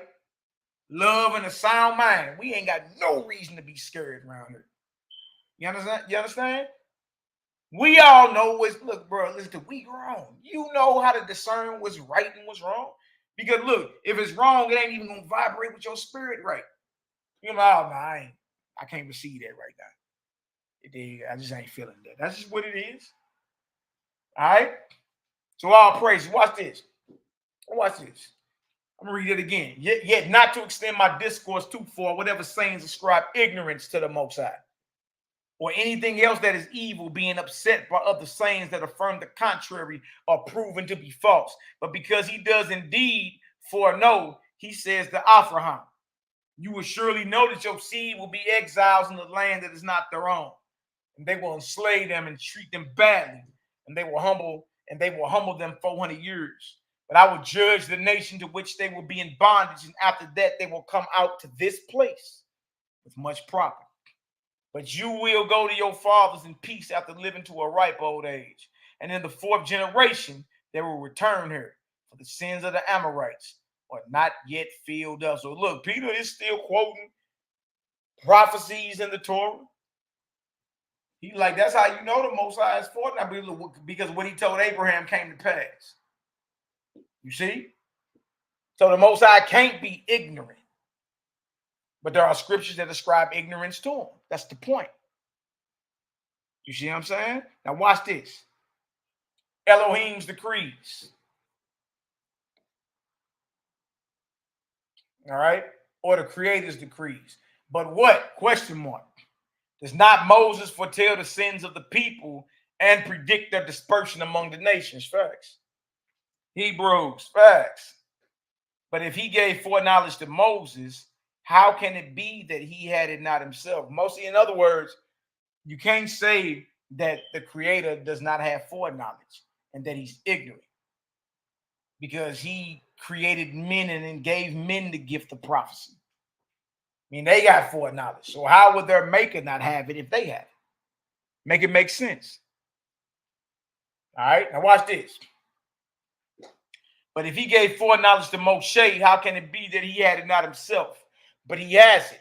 And if he has it, as we have also shown, it is an extravagant saying that he reflected. Extravagant ain't something good in this case. He's saying that's a false saying that he reflected. The Most High got foreknowledge. What you mean he had to come down and see? What you mean he had to repent that he made man? He got foreknowledge. He's all-knowing. He's not ignorant. He's not weak. He's not bloodthirsty. See, the Nazarene brothers was calling the text in the question 2,000 years ago. We just simply presenting the literature. That's it. Look at this. Look at this. Now watch this.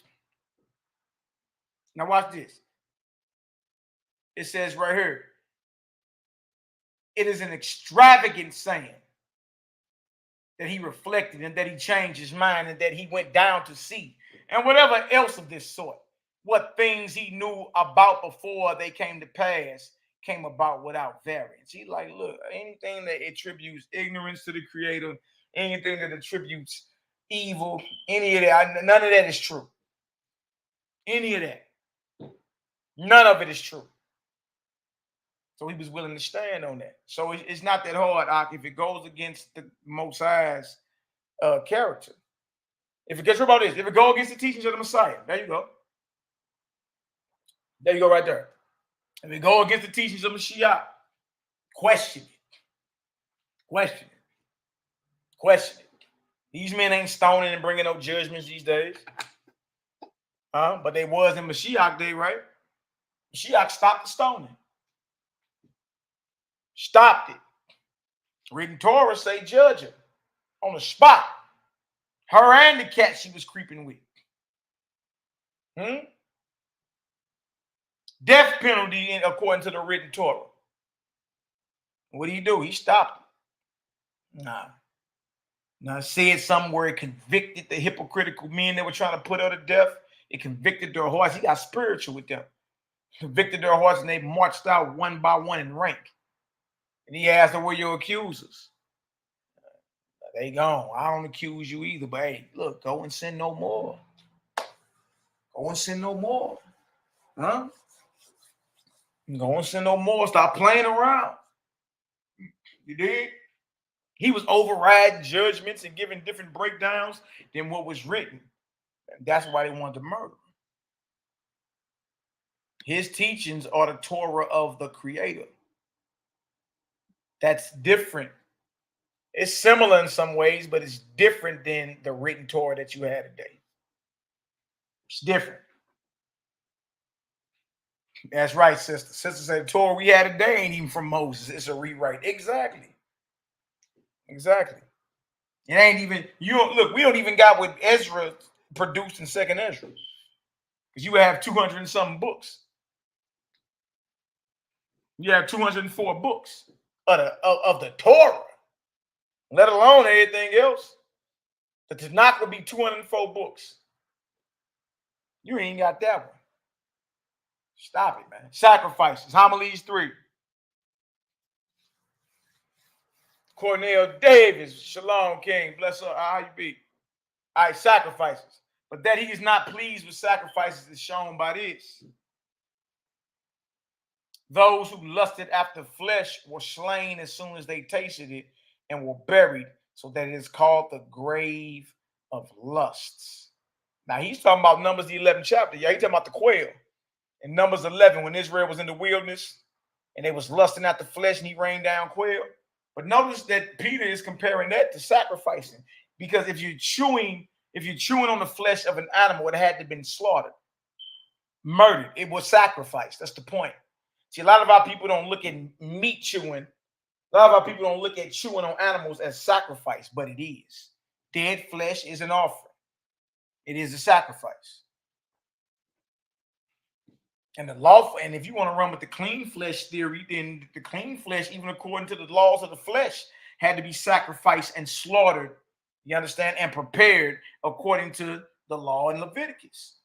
And that flesh couldn't be dead no longer than 2 days. Brothers, I heard with deep freezers full of dead animals that they're going to barbecue them all. Come on, man. Stop that.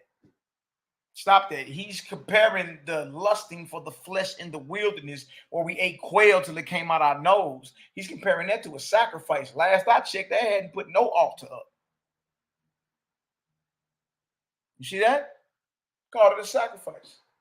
Because chewing on the carcasses of dead animals, it had to have been slaughtered. It was a sacrifice. Believe that. Now watch this.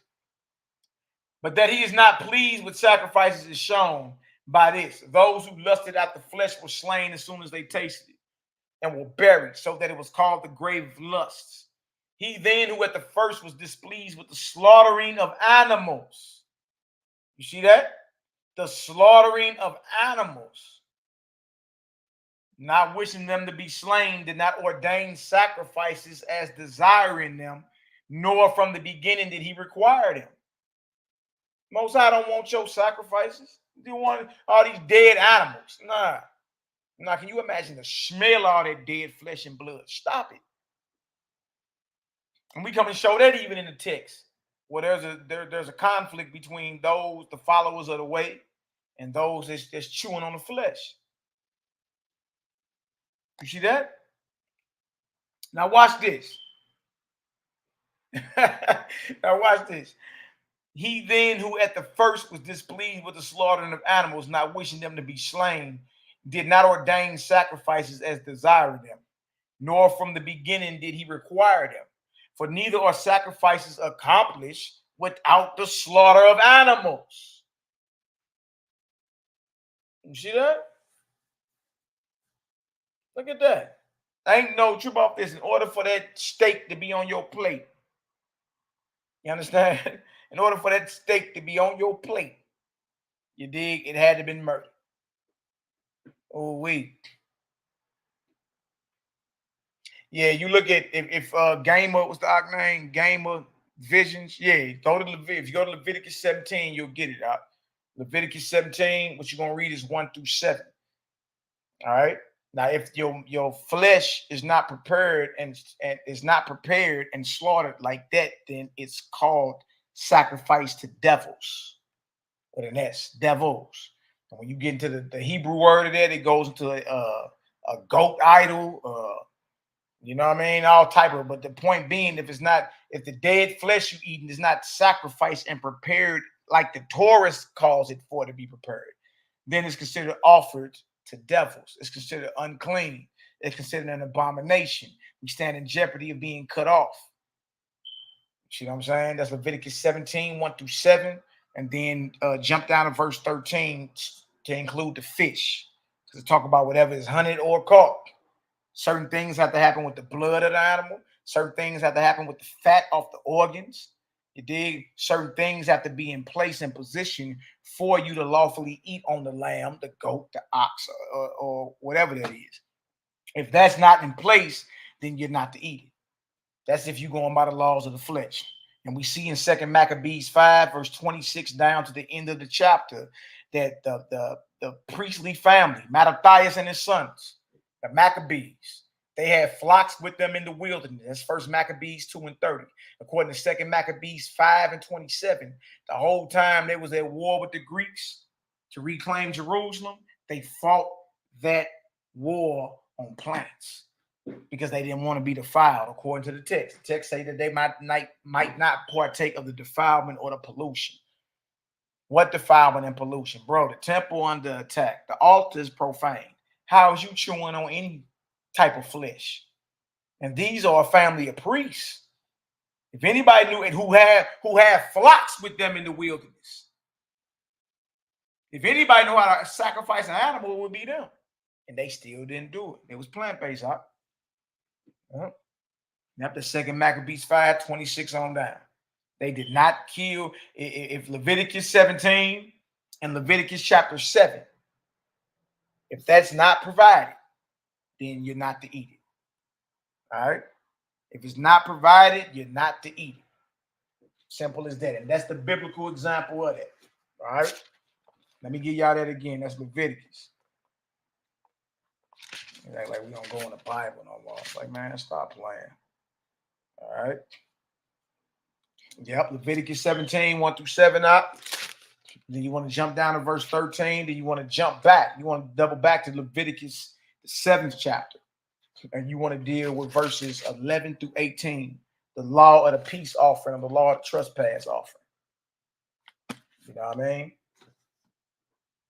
And you'll see the stipulation. So if it ain't slaughtered like that, then it's considered unclean and offered to devils. Devils with an S. All right. So some say Molech, some say, Chion and all that. But the text in Leviticus 17 and 7 say devils. That's what it say out. And blessings to your family. I can hear from you in a minute. All praises. And trip off this, y'all. And trip off this game of visions. Trip off this. There ain't nobody in the earth that slaughter animals like the Torah say. Nobody. I don't even care if you got your own form. You still ain't doing how the Torah say. Because it's impossible to provide every stipulation for it to be a clean kill. If you want to go with that. I don't go by the laws of the flesh. But if you're going by the laws of the flesh, there are laws in how to kill an animal in order for you to eat it. And if you ain't do that, then what you're eating on is considered offered to idols and devils. You dig? And that's if you choose to go by the laws of the flesh. I mean, you got to go by them laws. Huh? Now look at this. He then who at the first was displeased with the slaughtering of animals, not wishing them to be slain, did not ordain sacrifices as desiring them, nor from the beginning did he require them. For neither are sacrifices accomplished without the slaughter of animals, nor can the first fruits be presented. But how is it possible for him to abide in darkness and smoke and storm? For this also is written, who created a pure sky and created the sun to give light to all and assigned the invariable order of their revolutions to innumerable stars?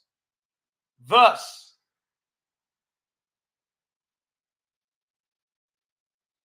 Simon, the handwriting of the Most High, the skies, shows the counsels of him who made it to be pure and stable. Wait. So the text is being questioned. Right? Anything that's against the nature of the Most High is being brought into question. And y'all, this is a 2,000-year-old battle. For anybody mad, like it ain't like we made this up. This stuff already there. And obviously, what's written down that we have today was around in their time. Because he was questioning that deal. You know what I mean? I want to get down to the foreknowledge of Moses. All right. Oof, man, there's some daggers coming. All right. And then we're going to get into some of the Bible. And we're going to show it. All right. We're going to get into some of the Bible and we're going to show it. All praise to the Most High. Yeah. All praise to the Most High. All right, bang, bang, bang. All right, bang. Hold on 1 second. Okay, cool. All right, contempt against Elohim or the Most High. Let me say that. Contempt against the Most High, the Creator. Because we already established that Peter's dealing with the Creator. All right. Despite what the translators write down. Thus the sayings accusatory of the Most High who made the sky are both rendered void by the opposite sayings which are alongside of them. You see this? Peter was under no illusion that the Bible wasn't contradictory. He understood there are things written that are opposite of other things in the Bible. Come on, man. If you ain't willing to admit that, then we can never build and go further in truth. Because we don't worship no book. We worship the Most High. We follow the teachings of Messiah. And what you realize has been with you the whole time, bro. It's common sense, really. Most of it's common sense. It's the voice of the Most High that's been dealing with you since before you can remember. That first voice. Huh? It's the voice of the Most High. He speaks through your soul. Absolutely. All right? Now watch this. So he's saying, thus the sayings that accuse the Most High. Thus the sayings accusatory of the Most High who made the sky are both rendered void by the opposite sayings which are alongside of them and are refuted by the creation. Y'all see that? See, the Most High don't go against his creation. You want to learn about the Most High? Go check in. And when you check in at y'all, it ain't a physical building. We hear all the Most High dwelleth not in temples or buildings made with men's hands. Y'all, before there were churches, there were temples. Yeah, there were temples. There was a temple in Jerusalem too. See, even that aspect of it. Nah, you the temple. You the temple, right? You the temple of the Most High. Not the physical building. That was a point of contention back then too. Look at this. Now look at this. It says, thus the sayings accusatory of the Creator who made the sky both rendered void by the opposite sayings which are alongside of them and are refuted by the creation. It was not a prophetic hand that wrote them. Look at this. Look at this. Peter the disciple, Kepha, is saying the things accusing the Most High that don't line up with his creation, that don't line up with his character, was not written by a prophetic hand.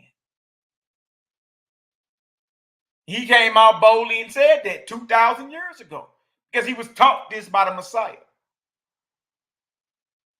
The prophetic hand didn't write that. You see, his brother got a strong conviction, man. Like he's very well versed. He's very well versed and skilled in the teachings of his master. Very well. Very well skilled. And y'all, again, he ain't got no books. He off the top of the dome. He fresh off meditation and washing up in the morning, going right into battle. High frequency. High frequency. Now look at this. It was not a prophetic hand that wrote them. So also they appear opposite to the hand of the Creator who made all things. Then said Simon, how can you show this? How can you show this? Huh? You got to deal with that. See, the Nazarene literature is just confirming what it was. That's it. But even if it ain't heard, you still got to deal with the accusatory sayings or the things spoken against the Most High that's in the Bible. You still got to deal with that. Like, those questions don't go away if we stop reading out the Nazarene literature. If my Oxila Shalom stop dealing with the YHWH'S. Those questions don't go away. They still there. And what I'm saying is Peter dealt with it. He ain't trying to make it mix like everybody trying to do, trying to find 1,000 precepts. He's like, man, look, whatever's written against the creation, whatever is written as accusatory of the Most High is false, and I'm standing on it. It wasn't written by a prophetic hand. See, you can't do that if you can't be real with yourself and be like, look, that don't match up. That don't say the same thing. Then that means you indoctrinated. And when indoctrination override common sense, y'all, we in bad shape. We in bad shape. You ain't even going off the voice of the Most High no more. You ain't going off common sense, aka street knowledge. You ain't going off none of that no more. When indoctrination overrides common sense or the voice of the Creator, we are in bad shape, man. Now look at this right here, Homilies 3, chapter 47, dagger, the foreknowledge of Moshe. Foreknowledge of Moshe. Y'all getting some understanding up in the chat. Give me a 4 for the tribe. Bless up, 4 for the tribe. Let's get it. Let's get it. They questioning Peter is in battle with Simon Magus, a man who believed in bringing you the worship of the many gods and their kingdoms. Peter is dealing with the Creator, and the Creator's Torah is taught by the Messiah. That's the Creator's Torah. It's not the written Torah that you had today. Yes, there are similar things in them. You understand? But there are times in the Creator's Torah, the teachings of the Messiah, where he come with a different judgment. He overrides certain things. He gives a different breakdown than what's received and written down as the truth in his day. And that's why the scribes was at him, because the scribes are the ones who are in charge with writing down. That's why they was at him. Because the Son of the Most High teaches opposite of what they received as the truth. Now, you already had the truth, right? You already had the law, statutes, and commandments. You already had the truth, right? Well, if you already had truth, why does the Messiah have to come and say, I am the truth?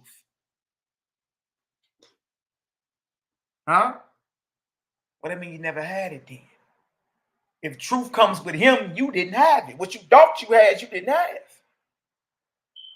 40 long years in the when did you have it? 40 years in the wilderness, the Most High was grieved with us the whole time. When did you get it? Now look at this. Then said Kepha, or Peter, the Torah of the Creator was given by Moses without writing. Without writing. Bag drop. Keep trying to tell the brothers and sisters it's two different Torahs. Told the brother in the beginning, I'm so messianic, I believe the teachings of the Messiah override the Torah portions you do every week. They're more superior. Said, and I'm standing on it. What we just find out? The Torah of the Creator was given to Moses without writing. That means it's oral. It's oral. And it's spoken in the minds of those who can receive it. Yeah. So you got those that follow the Leviticus and the Levitical way of thinking. And then you got those who was rolling with the oral, the higher law, the Torah of the Creator. It's not written. Look at this.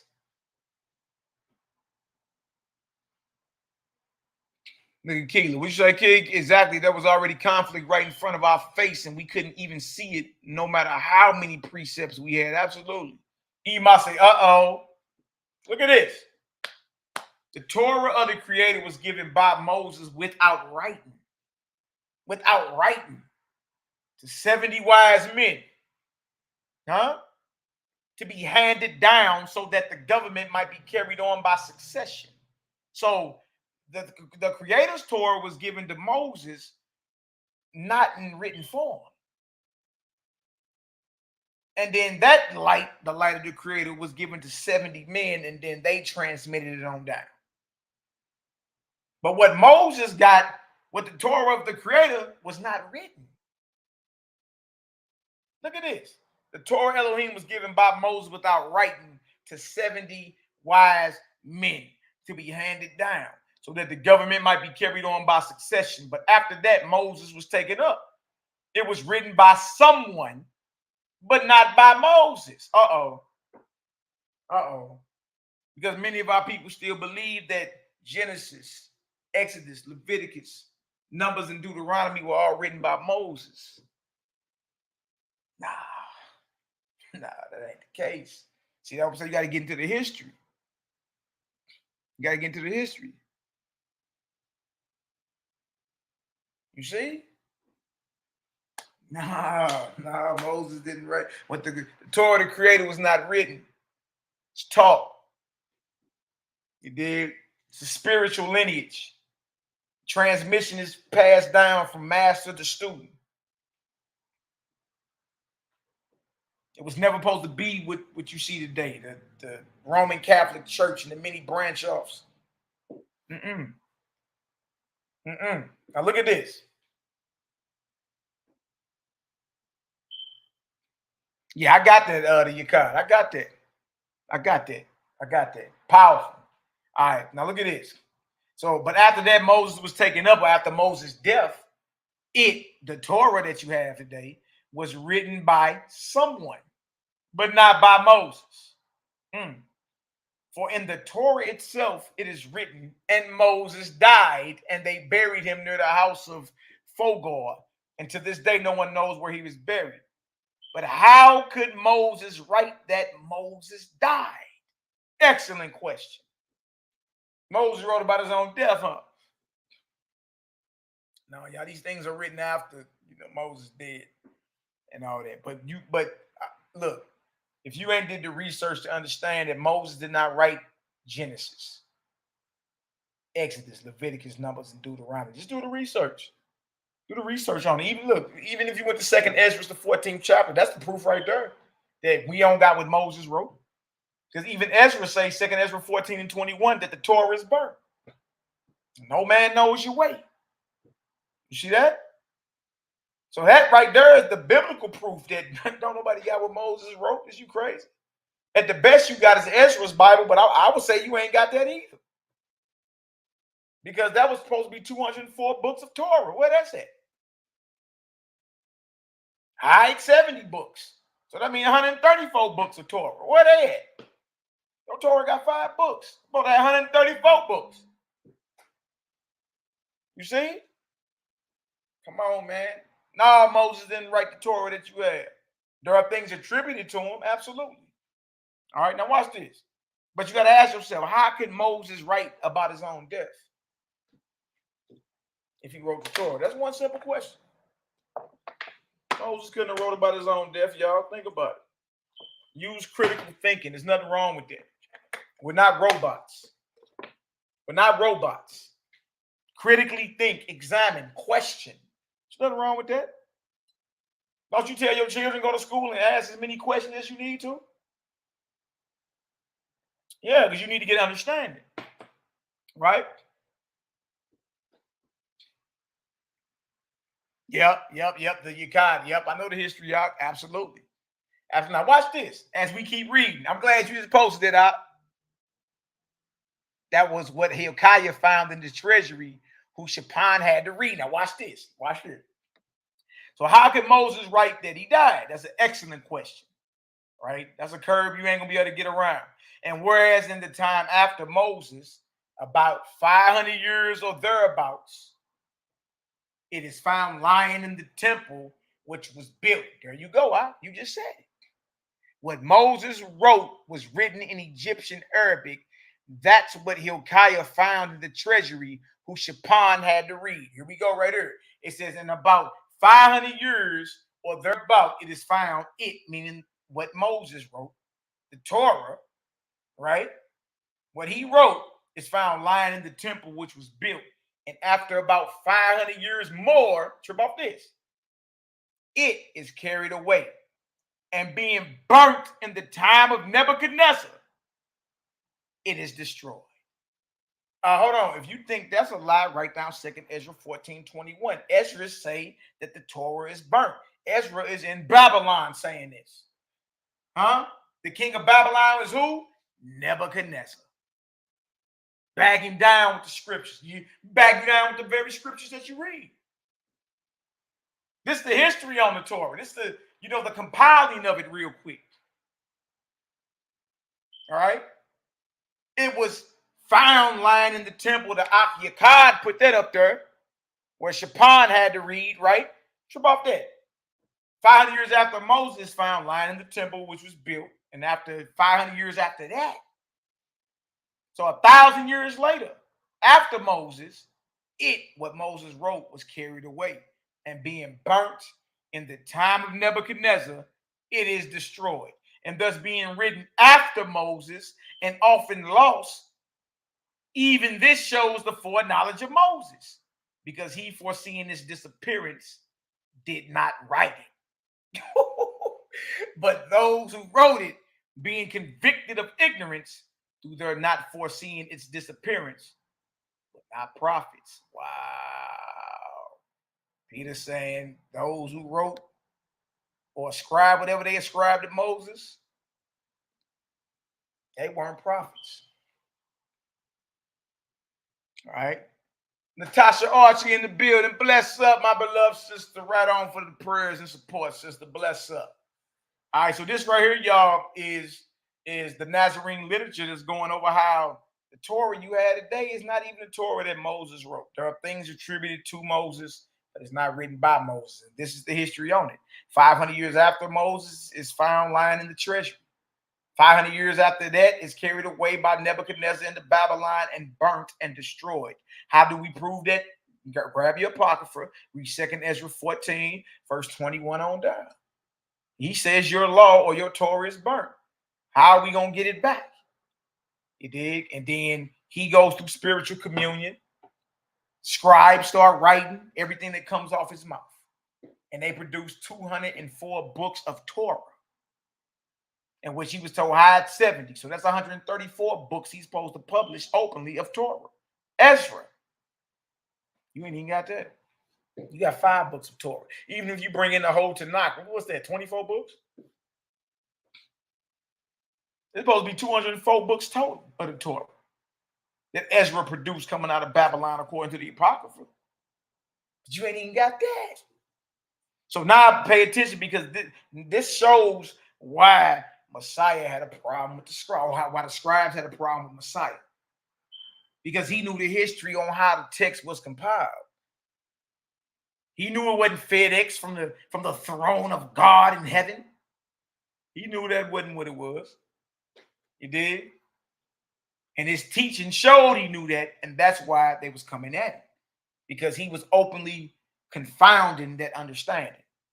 You understand? No, that's the history on it, y'all. Moses couldn't have wrote it. It's impossible. For one, he couldn't have wrote about his death.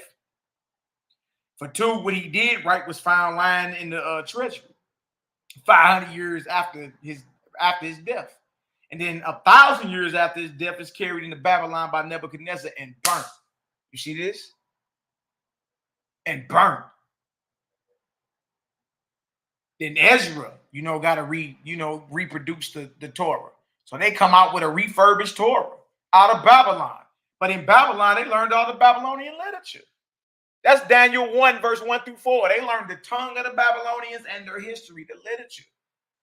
So you got all histories floating in Babylon. They come out of Babylon with a Torah, you understand, that they had produced in Babylon. And I'm saying if it's 2nd Ezra's Torah that he wrote, then you would have 134 books at least of Torah. But you don't. See, Messiah knew the history, and that's why the scribes had a problem with him, because what he was teaching was going against what is written down. Because it wasn't written down by no prophets. That's what Peter is saying. Wasn't written by no prophets. Oh, wait, y'all understand so far? Give me a Yahoo up in the chat. Clip up, man. All praises to the Most High. All praise to the Creator, Yahweh. Let's work. We working. All right, all praises, glory, and honor. That was powerful, though, talking about the Torah the Creator was given by Moses without writing to 70 wise men to be handed down. The difference between the Creator's Torah and the Torah of the scribes. Men try to hang you to that today. All right? Oh, we about to get into this. We about to eat, little taste. That's the literature. All right, that's the literature. That's the history. The Nazarene literature is a threat to mainstream Christianity and the Israelite nation. Threat. Because you got to get called into question. That's it. It ain't no other conversation, man. Like, I'm always open to rap. I love to talk about spiritual matters. Let's do it. Yep. Truth, Imam. In the Maccabees under the Greek occupation. First Maccabees 3 and 48. First Maccabees 1, 40 on down. Books of the law were burnt in too.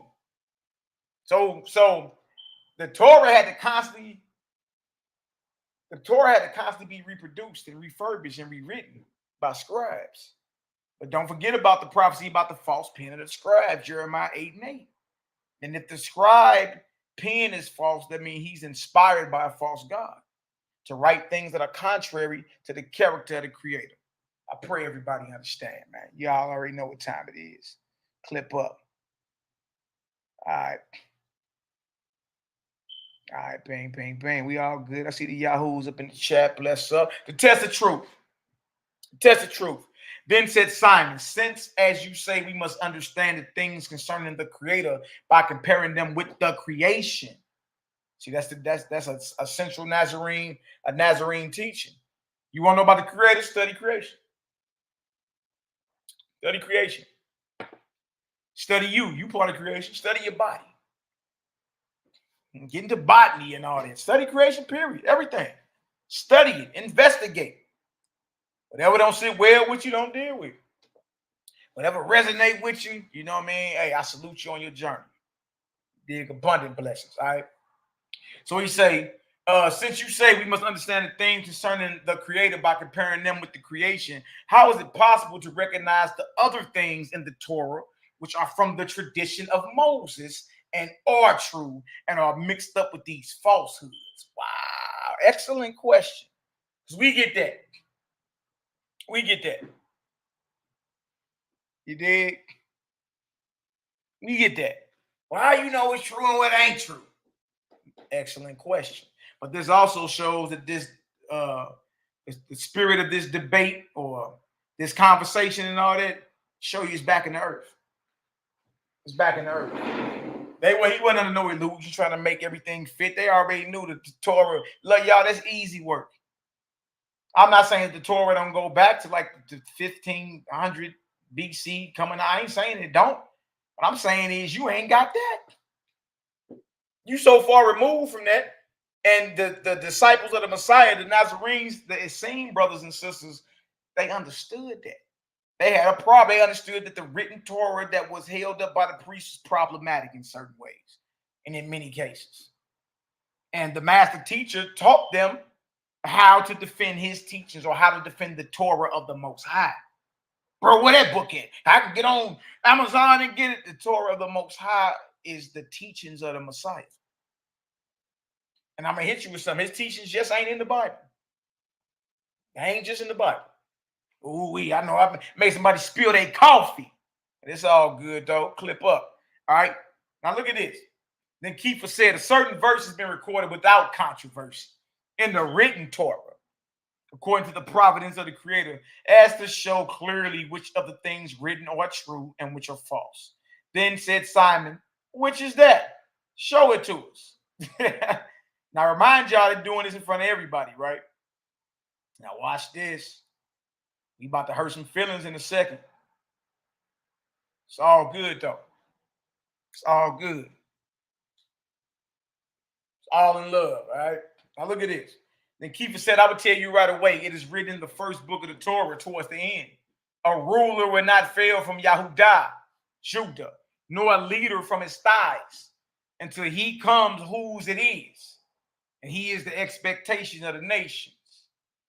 If therefore anyone can apprehend him who came after the failure of ruler and leader from Yehudah,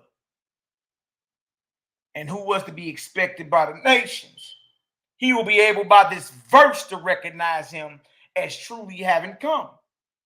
And believing his teaching, he would know what of the scriptures are true and what are false. He hit him with Genesis 49.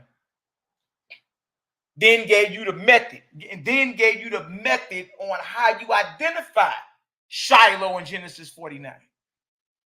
If therefore anyone can apprehend him who came after the failure of ruler and leader from Yahudah, and who has to be expected by the nations, he will be able by this verse to recognize him as truly having come. Shows you how to identify him. And believe in his teaching, he will know what of the scriptures are true and what are false. That was cold. That was cold. Then said Simon, now watch this, y'all. Then said Simon, I understand you speak of your Yahshua. There it is. You see? You talking about Yeshua. Oh, my bad, y'all. You talking about Yahshua. I understand you speak of your Yahshua as he of whom the prophecy of the scripture spoke. So let it be granted that it is so. Tell us then how he taught you to discriminate or to differentiate the scriptures. Excellent question. I pray y'all taking notes. That's an excellent question. Okay, you talking about Yahshua. Genesis 49 apply to Yahshua. Absolutely. Clip up. Okay. Well, how did he teach you? How did he teach you to discriminate or to differentiate or to tell what's true and what's false in the scriptures? It's messianic. What I'm saying, like these high level, these high vibrational frequency teachings. High level. Because this brother ain't being stupid and jumping in gossip circles.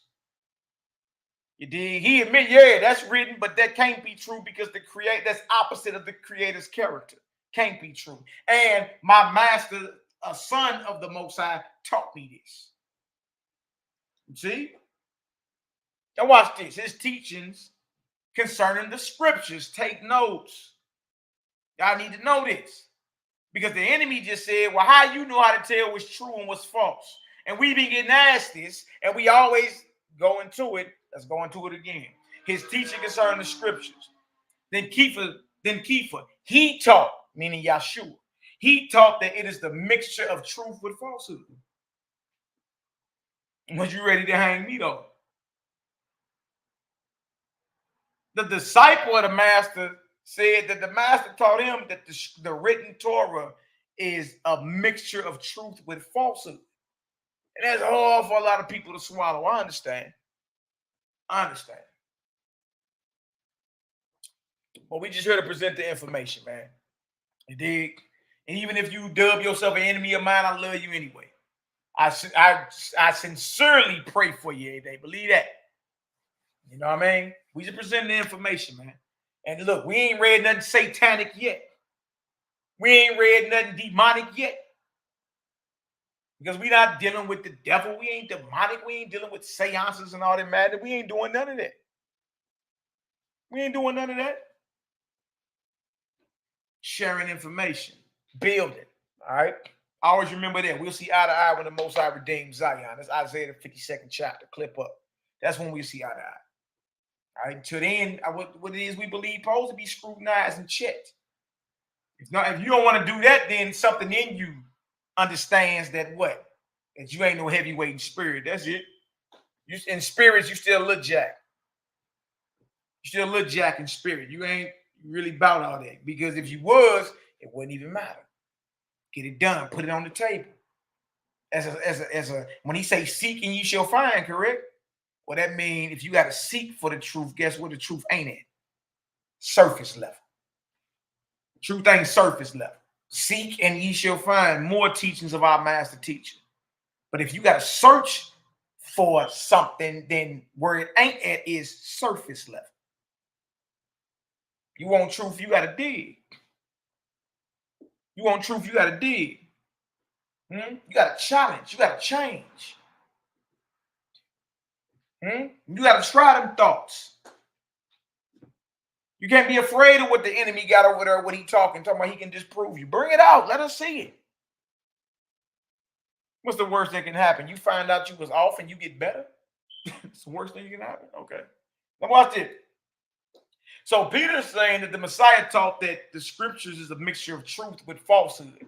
I remember that on one occasion, he finding fault with the Sadducees, the Sadducees, the Zadokites. That's Zadok and them, y'all. Said, so you are in error, not knowing the true things of the scriptures. And on this account, you are ignorant of the power of the Creator. True about this. But if he laid it on them that they knew not the true things of the scriptures, it is obvious that there are false things in them. There it is. There's always a flip side to the coin, y'all.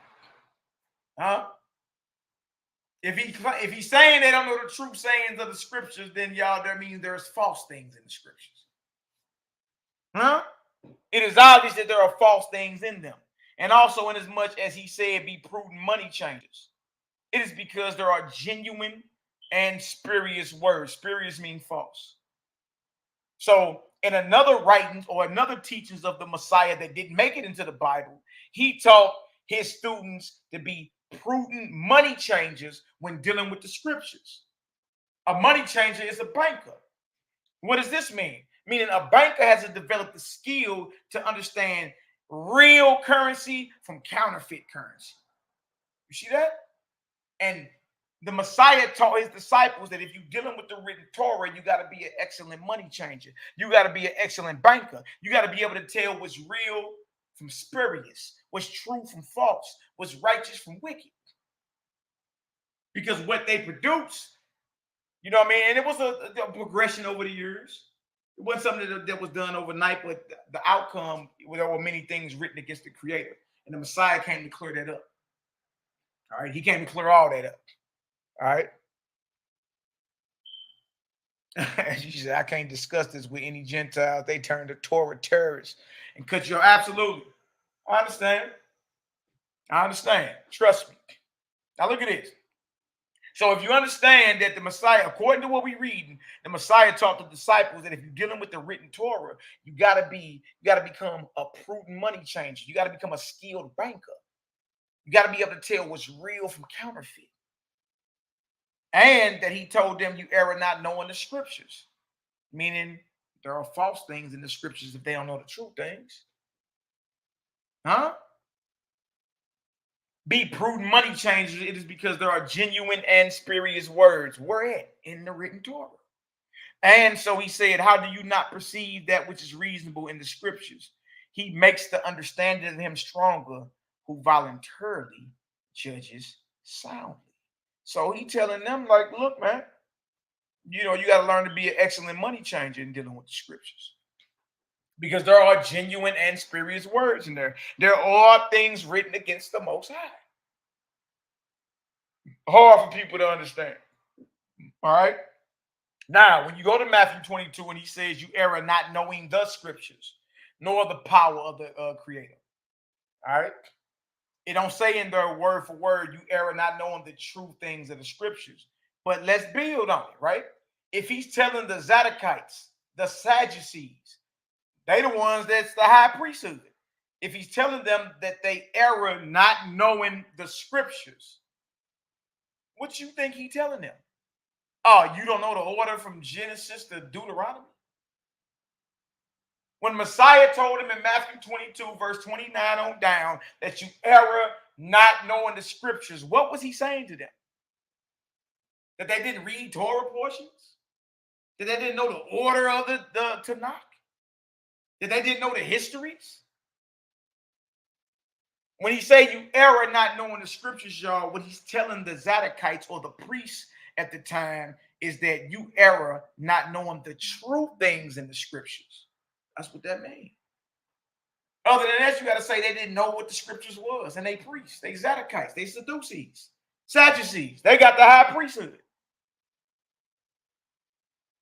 Not the Pharisees. The Sadducees had the high priesthood. So for him to tell them you err not knowing the scripture, you see that? Nor the power of the Creator. Y'all, he ain't saying that they don't know the order of the scripture from Genesis to Deuteronomy. He ain't saying that they don't know the history. He ain't saying they don't know the Hebrew. He ain't saying they don't know none of that. What he's saying is, y'all don't know the true sayings of the Creator. That's what he's saying to them. Nor the power of the Creator. And if he's implying y'all don't know the true things of the scriptures, then guess what? There are false things in it. That's how Peter broke that down. You see? Straight up. And also, I like how he quote, there are other teachings of the Messiah. The teachings of the Messiah just ain't in the Bible. How do we know? Look at this. Where is this in the Bible? And also, he said, be prudent money. Dang. And also, he said, my bad, y'all. Right here. All right. And also, he said, be prudent money changers. Where he say that at? You see? Because in the Bible is not the only teachings of the Messiah. Remember, money changers, a banker has to develop the skill to understand what's real currency from counterfeit currency, as well as a disciple of the Messiah. You have to develop a sense or a spiritual insight to understand what's genuine and what's spurious. All right. And so he said, how do you not perceive which is reasonably in scriptures? He makes the understanding of him stronger who voluntarily judges soundly. Now let's get into this right here. All right. Let's get into this right here, right? Because trip off this, y'all. Trip off this. His teachings concerning Torah. We already been telling you there's a Torah of the Creator, and there's a Torah of the Scribes. The Torah of the Scribes is the written Torah. The Torah of the Creator is the Messiah's teachings that should be on your heart and your mind. You should be operating under the Spirit. All right? You under the Spirit. You ain't up under the written Torah anymore. You up under the Spirit. You up under the Torah, the teachings of the Messiah. You up under the Torah of the Creator. That's what you up under. That's what he's holding us to. All right? All right? And trip off this, y'all. It's all about the righteous work you do for others. You dig? Loving the Most High with all your heart, mind, strength, and spirit. And love your neighbors yourself. That's what it is. Now watch this. His teaching concerning Torah, his word to the scribes and Morim are teachers, right? His word to the scribes, the ones that wrote the written Torah, and Morim, the teachers of it, of the existing scriptures, as of those who knew the true things of the Torah that then was, is well known. And also that he said, I am not come to destroy the Torah. Y'all listen. And yet that he appeared to be destroying it is the part of one intimating that the things that he destroyed did not belong to the Torah. We talked to a beloved brother of mine the other day. You know, that scripture always come up. Matthew 5:17 through 19. Absolutely. Absolutely. But see, what brothers don't understand is he's talking a higher Torah. He's talking the Torah of the Creator. He ain't talking about the written Torah of the scribes. Brothers that don't want to see it until we get deep down to Matthew 5 and he quotes the written Torah and then he says, but I say this. Right? You heard him say, don't forswear yourself and, you know, don't forget to pay your oaths, but I say don't swear at all. And then he get done with that and say anything. He said, let your yea be your yea and your nay be your nay. Anything other than yes and no is of the evil. Wow.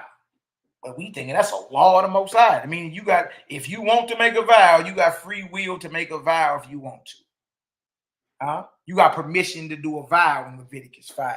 But the Messiah say, but I say to you, don't swear at all. Neither by heaven, neither by the hairs of your head, none of that. Yes and no is good enough. Anything more than that comes from the evil or comes of evil. But you got permission to do a vow back in Leviticus, the 5th chapter. Messiah said, look, anything outside of yes and no is evil. Comes of evil. Good night. Good night. Nah, don't be out here making no vows or none of that. Good night. Your yes and no should be good enough. So whatever got destroyed, whatever you are not doing today, it wasn't part of the Torah he was talking about anyway. He ain't talking about the written Torah. That's what Israel ain't figured out yet. Y'all talking about the written Torah, the Torah portions. You ain't held to that. You held to the teachings of the Messiah. That's the Most High's Torah. Torah means instruction. But that's higher law. That's, you know what I mean? That's loving. Look, that's higher law. That's higher code and conduct. You dig? That's what that is. So whatever has passed away didn't belong anyway. So let's name some stuff that passed away. You ain't sacrificing. Well, that means sacrificing wasn't part of the Most High's Torah anyway, or the original Torah that was given to Moses without writing. Nah. Sacrifice passed away. Either Messiah lying, heaven and earth, not one jot or one tittle shall pass from the law to all be fulfilled. Either Mashiach is lying, or guess what? The stuff that passed away wasn't a part of the Torah anyway. That's what Israel don't want to deal with. Everything written in your Torah ain't inspired by the Creator. It ain't.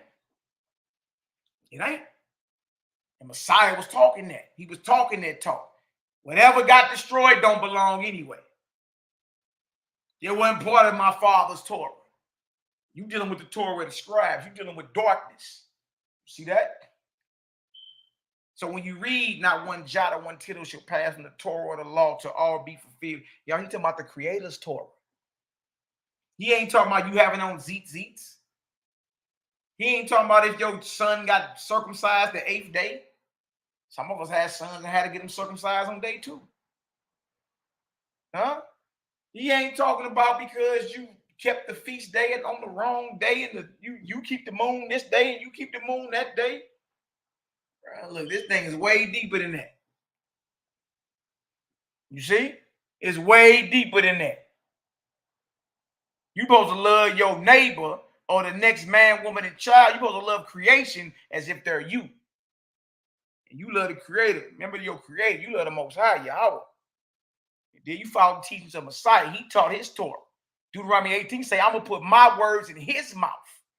And he going to speak all I command him. They don't say he going to be flipping through Torah portions and precept. Man, stop it, Doc. Stop it. That's not what that is. All right, now watch this. So whatever passed away didn't belong anyway. That's the point. So yeah, we believe Matthew 5:17, not one jot or one tittle shall pass from the law to all be fulfilled, unless your righteousness exceed the righteousness of the scribes. But the scribes are the one responsible for producing the written Torah that you have. Your righteousness got to go past those that wrote the Torah. Wow. Now look at this. So if it got destroyed, it didn't belong anyway. And it's a gang of stuff. Go back through the written Torah. It's a gang of stuff that don't even apply today, that you ain't even doing. It's a gang of stuff. So whatever is outside the Messiah's teachings, it didn't belong to the eternal Torah or the eternal instructions of the Creator in the first place. All right? Peter's words, not mine. You know what I mean? Peter's words, as taught to him by the Messiah, not mine. It's all good, man. It's all love. What page we on? 294. We almost done. Now look at this. Here it is too. And it's saying that heaven and the earth will pass away, but not one least letter or punctuation will pass from the Torah. This is what that meant. Intimated that the things which passed away before the heaven and the earth do not belong to the Torah in the first place. Ooh, wait, y'all see that? If it passed away while the heavens and the earth is still standing, it didn't belong in the first place. That's gonna make men spill their coffee. They mad at your brother Malachi, boy. Hey, look, these arguments was going on 2,000 years ago. We just present the information. That's it. We just present the information, man. You dig? At this point, don't nobody even want to debate it. I spent the past 2 days calling the bro out in the chat. He ain't want it. I'm like, bro, how's you still talking and you ain't even trying to catch no type of fade, nothing, live. Let's do it. I ain't catch. It's crazy, man. So these things were already going on, y'all. All right. Yes, the written Torah is problematic. The Torah, the creators, the teachings of the Messiah, I'm standing on it. His teachings are superior to the Torah portions these men are doing right now. Absolutely. Absolutely. Yes, there are contradictions and conflicts. You got to know the character of the Most High to properly identify what's his worship and what's not. What belongs to him and what belongs to the false deities and gods, because they all throughout the scriptures. All right. If it passed away before the heaven and the earth do so, it don't belong in the Torah in the first place. That's cold. NehemiYAH, my Barak, my beloved elder, bless up. It don't belong in the first place. Dang. Wow. Dang, y'all want to keep going? Keep going. Okay. Let's get this one out. Other sayings of Messiah. Since then, while the heaven and the earth still stand, sacrifices have passed away, and kingdoms, and prophecies among those who are born of women, and such like as not being ordinances of the Most High. Hence, therefore, he says, every plant which the Heavenly Father is not planted will be rooted up. You see that? You see that? He's straight saying if my father didn't plant it, it got to come up. It don't have no foundation. So that scripture or that response that he said don't just apply to somebody being offended. If it's true about this, y'all, if it was truly inspired by the Creator, it will come to pass. It would never be uprooted if it's inspired by the Creator. See that? Now look at this. So he, being the true prophet, said, I am the gate of life. He who enters by me enters into life, there being no other teaching able to save. Furthermore, also he cried and said, come unto me all who labor, that is, who are seeking the truth and not finding it. And again, my sheep hear my voice, and elsewhere seek and find, since the truth does not lie on the surface. You see that? See these jewels being dropped? If Messiah told you to seek and find, then at some point you got to arrive at a platform in your mental Rolodex that the truth ain't on the surface. You got to search for truth. You got to dig for truth. The truth is constantly being what do they call it? Not refurbished, but refined. It's constantly being refined because there's many. It's one truth, but it's many levels to it. So how you perceive it will constantly be refined, man. Constantly. How you perceive truth, you will constantly have to refine it. You know what I mean? Because you're growing. All right? You're growing. Oh, wait, now watch this. Homilies 3, chapter 53. Other sayings of Mashiach. But also a witnessing voice was heard from heaven saying, this is my beloved son, in whom I am well pleased, hear him. And in addition to this, willing to convict more fully of error the prophets, wow, from whom they asserted that they had learned. He proclaimed that they died desiring the truth, but not having learned it. Saying, many prophets and kings desire to see what you see and to hear what you hear. And verily I say unto you, they neither saw nor heard. That's Matthew the 13th chapter. He told his disciples, many prophets and kings, many prophets and wise men came before you. And they ain't received this. They ain't received this. You see? So there you go, talking about, man, the law, statutes, and commandments is the truth. Messiah said, I'm the truth. Many wise men and prophets came before you and didn't get this. Huh? And in addition to this, willing to convict more fully of error the prophets from whom they asserted that they had learned. He proclaimed that they died desiring the truth, but not having learned it. Saying, many prophets and kings desire to see what you see and to hear what you heard. And verily I say to you, they neither saw nor heard. Still further, he said, I am he concerning whom Moses prophesied, saying, a prophet will the Most High Yahweh raise unto you of your brothers, like unto me. Him hearing all things, whoever will not hear that prophet will die. Wow. Wow. Yeah, that's Deuteronomy 18, 15 through 20. Double back, Acts the 3rd chapter, 17 through 26, bag drop. There it is.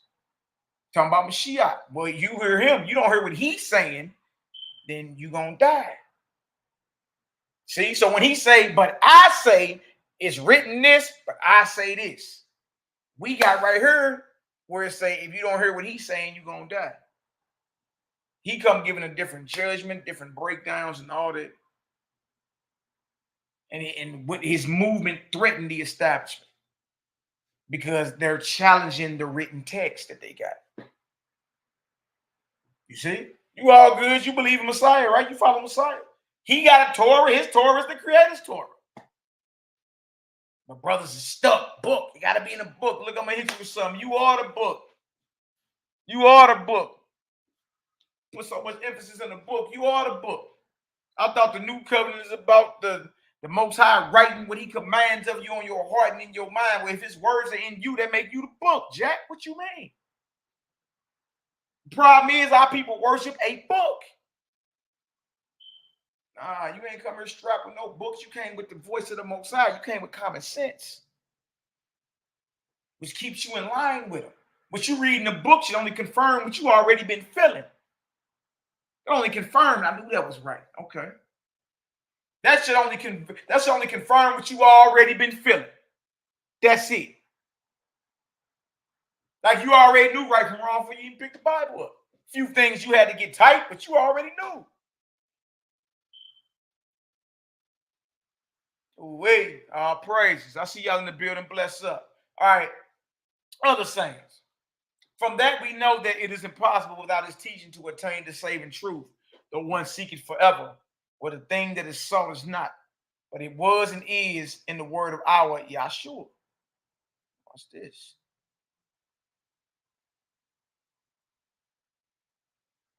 Accordingly, he knowing the true things of the Torah, said to the Sadducees, asking on what account Moses permitted to marry 7.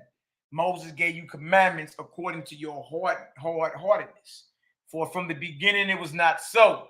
For he who created man at first made him male and female. Dang. Yeah, that's going to make some of the poly brews, you know what I mean, angry a little taste. But hey, you know, we read things that challenge our perspective, and either you rock with it or you don't. That's it. That's it. But but make no mistake about it, they questioning the text. They questioning the text out. You know what I mean? And trip off this. What you learn is the Messiah's responses apply to more than just one situation. His responses, when you go back through and you read his responses and all that, like those responses don't just apply to that situation, right? What I mean by that, for from the beginning, it was not so. He ain't used that when it was talking about when the Sadducees was telling him about the 7 and the resurrection and whose wife, you know what I mean, or whose, you know what I mean, or whose wife shall she be? 7 men had her. You see what I'm saying? He didn't use that in the Gospels that we have from the beginning. It was not so. But the wisdom you get from the Nazarene Acts is the responses from the Messiah in the Bible or in the New Testament. Those responses can be applied to multiple situations. You know what I mean? Now look at that. Now I know, you know, look, I ain't got no problem with the poly. I ain't got no problem with it. I understand it. Hey, you know what I mean? But be real with yourself. Be real with yourself. That's all you can say. And then build with brothers and sisters with that. Just be real with yourself. You think that's something that's a good look for you? You know what I mean? Hey, but if you know it ain't a good look and you still trying to do that, then it may be something bad for you. You know what I mean? So I mean, that all comes down to the situation. That's just my spiel on it. All right, now watch this.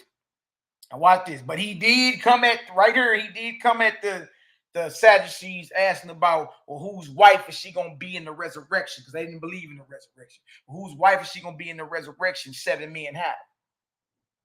You know what I mean? So the response that Peter gives to that is one where he say, but from the beginning it wasn't so. All right. For he who created man at first made him male and female. Teachings of MINISTRIES, Homilies 3, chapter 55. Look at this. But to those who think, as the scriptures teach, that the Most High swears, he said, let your yes be yes and no, no. For what is more than these is of the evil one. There it is. And the scriptures say is of the evil. It don't say one, right? But that right there shows that the swearing, the oaths and all that. Messiah taught against that Leviticus 5. You over there making oaths? Because the written Torah give you permission to go make you a vow. Do a vow, do an oath. Vow it on up. Right? He say, I'm telling you, don't vow at all. I say don't do that. I know you think you got permission to do that, but I say don't do it. Let your yes be yes and your no, no. If it's outside of that, guess what, y'all? According to this, it says that comes from the evil one. Who is the evil one? Wow. Wow. Now that's in Leviticus. Y'all do know that, right? That's Leviticus, the 5th chapter. Numbers, the 30th chapter. Vows and all that. Messiah say, no, don't even do that. Don't even do that. If you vow and that temptation to do a vow and all that, that comes from the evil one. Who we all know who the evil one is, right? Wow. But you think he harmonized. That's not a harm. How you going to make that harmonize? How you going to make permission to do a vow in Leviticus 5 harmonize with him saying, let your yea be your yea and your nay be your nay. Anything more than that is of the evil one. How you harmonize that? He telling you don't swear at all. Don't be out here doing no vows because that's of the evil one. The evil one is Slick Willie himself. Wow. The evil one are the false gods. Inspiring men to bind themselves in oaths and vows. Look at that. And to those who say that Abraham and Isaac and Jacob are dead, he said the Creator is not of the dead, but of the living. And to those who suppose that the Creator tempts, as the scriptures say, he said the tempter is the evil one. Okay, so the evil one is the tempter. The tempter is the devil, aka the false gods, however you want to play it. It's a gang of devils. You see? So you can't be acting like the Most High tempted or see, so the text is being questioned about the Most High tempting Abraham to kill Isaac.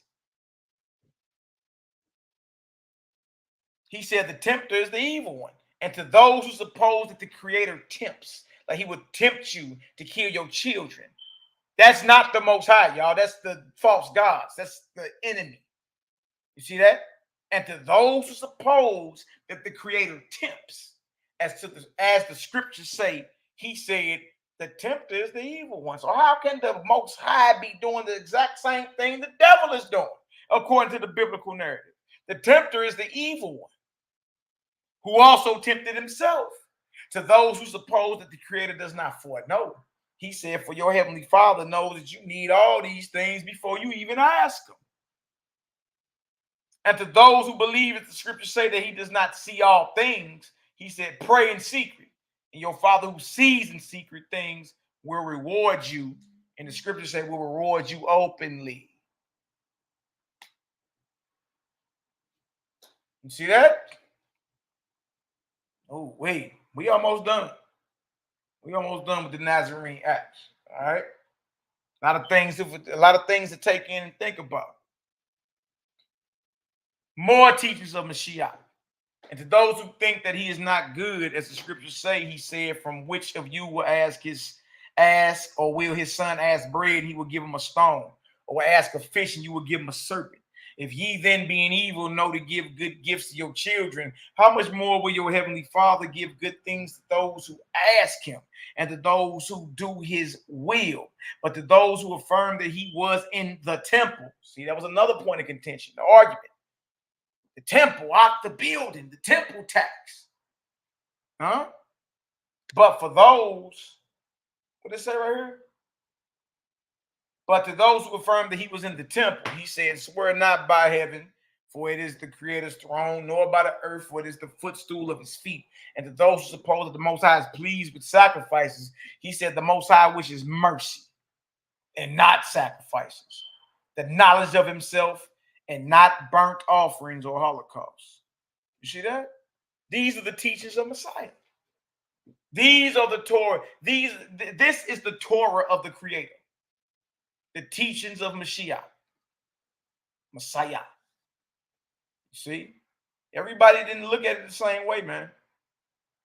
Everybody didn't look at it the same way. All right, now watch this.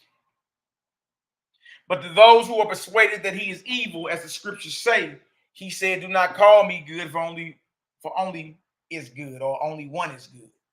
You see that? So he was like, well, how you going to call the creator evil when our master said that the only one that is good is the creator, the Most High? And again, be good and merciful as your Father in heaven is. How you calling the creator or the Most High Yahweh evil, and the Messiah is teaching that he's good and merciful, and that the only one good is him? And here you go tell me, nah, the Lord killed that nigga. Huh?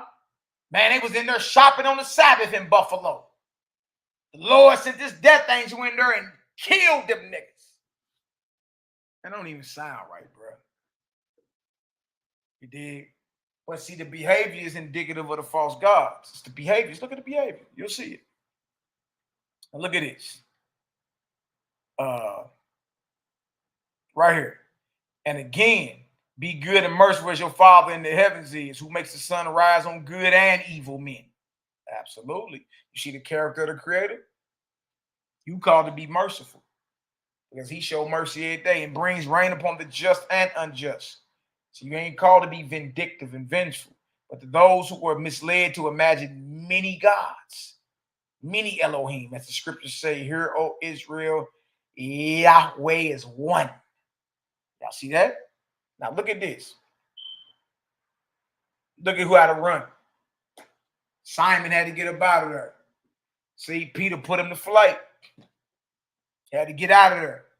You feel me? So right here in this demonstration of spiritual superiority, Kepha, Simon Peter the disciple, should I say, or Kepha, his Hebrew name, he proved to be spiritually superior than Simon Magus. You see that? Because look who got to run. Too much. Look, that Torah of the creator, the teachings of the Messiah, too much for a naysayer. And the naysayer thought he had him because the naysayer understood that the written Torah is contradicted and has conflicts. And there are defects ascribed to the creator in them. But Kepha, the disciple, Peter the disciple, was under no illusion that it was tamperings and mixtures and all that going on. He just simply stuck to the teachings of the Messiah, which is the Torah of the creator, and confounded this cat. And look who got to run. He got to run, and guess who go hawk him down? Peter go hawk him down. Resolution to follow. You see, we do it the old school way, right in front of everybody. You dig? So I wanted to show that real quick, y'all. I really wanted to show that. You dig? It's not just us. This thing go back 2,000 years. The text was being called into question 2,000 years ago. You see that? That was 2,000 years ago. The text was being called into question. Right? But how are we to think of the Most High? Think about that. How do you think about the creator? Matter of fact, we may end with that. Let me end with that real quick. You dig? We came out the Nazarene Acts today, y'all. It's the Nazarene literature. And a lot of this literature, man, agrees with the YHWH'S, the brother Selah Shalom been bringing out. A lot of it agree. The little I've read, a lot of it agree with the Nazarene literature, Nazarene Essene literature. Dig? This just go back. This is like 1,900 years old, though, y'all. 2,000 years old. Essene Gospel of Peace. All this is Nazarene Essene literature. All right. And as you see, we just was doing a commentary on the Torah. We were just doing a commentary on the Torah. You did? Where NehemiYAH? NehemiYAH, you still in the chat, big homie? Bless up. As a matter of fact, let me if anybody want to come in the chat or something, just chop it up real quick. Let me know. Let me invite link real quick. Anybody want to come in? Come on in, chop it up. Let us see your face.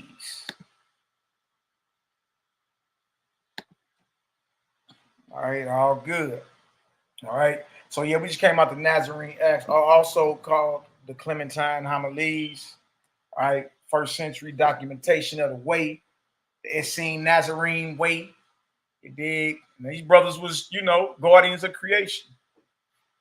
Guardians of creation. They had a certain, even a dietary law amongst them. No flesh, no flesh and blood ever. You understand? They understand the difference between the Torah or the teachings of their master versus the teachings of the, you feel me, the written Torah, the Torah of the scribes. Right? They was going at it, going against it. All right. All praise to the Most High. All praise, glory, and honor. Did anybody want to come on in? Come on in, though. Click on the link. I see you in the back chat. We can get it done. All right. Until then, I want to read y'all something else out of here, and then we can get up out of here. All right. We're gonna go to the right notions of the Most High is essential for holiness. Right beliefs. All right. Put that boy to flight. You dig? And then when you trip off the what it says in Matthew, not one jot or one tittle shall pass from the law to all be fulfilled, right? Where Peter explains that whatever passed away wasn't part of the Torah anyway. Woof. Woof. Because every brother know that we ain't doing sacrifices and a gang of stuff in the written Torah. So whatever ain't getting done wasn't part of the original Torah anyway. Huh? Torah of the Most High, Torah of the Creator, as taught by MINISTRIES. You understand? And I believe his teachings are superior than the written Torah that you got, that the Torah portion that people are doing right now. I believe that his teachings are superior. All right? And they shake up the status quo. You dig? Right essentials. Let me find this real quick for y'all. I mean, they going into the eating of the forbidden fruit denial. They questioning all of it, bro. Look at it. Look at that right there. Peter denied all that forbidden fruit that was eaten and all that. You got to re-examine them stories. A lot of them stories had already been around. It's just, you know, in the Bible got its own spin to it. But you got to re-examine a lot of that, man. Look at that. He like, man, we don't believe no talking snake. You know what I mean? Did all that? Is you crazy? I'm like, dang, this is wild, man. Let me find a page real quick and then we can get up out of here, y'all. All right. We can get up out of here. I thought I had it right here. But he tell you how you're supposed to think about the Most High. How the Creator is to be thought of. Page 274 if you got the book. Page 274. All right. How the Creator is to be thought of. All right. All praise. A lot of people are like, yeah. It opens up more and more. It opens up more and more. This Nazarene literature is off the chain, man. I must say. All right. And hey, look, all I want to do is have a conversation. There ain't nothing to it. Let's talk about it. Let's talk about it, man. It's the Bible. We can stay right in the Bible. Let's talk about what we see. Let's get some understanding. That's all I'll be on. All right, so let me share the screen real quick so y'all can see this. This is how the Most High is to be thought of, right? We already established that the Most High is the Creator who Peter is dealing with. We already established this. Oh, my bad.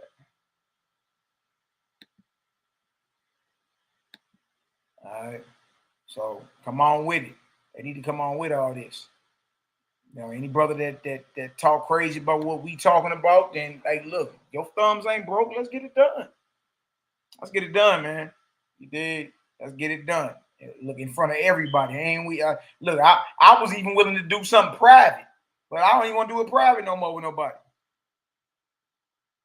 You know what I mean? I don't even want to do nothing private. Let's do it the old school way, right in front of everybody. Let's get it done. It's the only way that's gonna work. All right, that way the people can see. All right, where that deal at? Unless I got it up here somewhere. Hold on, y'all. Okay, here it is. Here it is. All right, we're gonna do this and we're gonna close out. All right. Now look at this. How the Creator or how the Most High is to be thought of, man.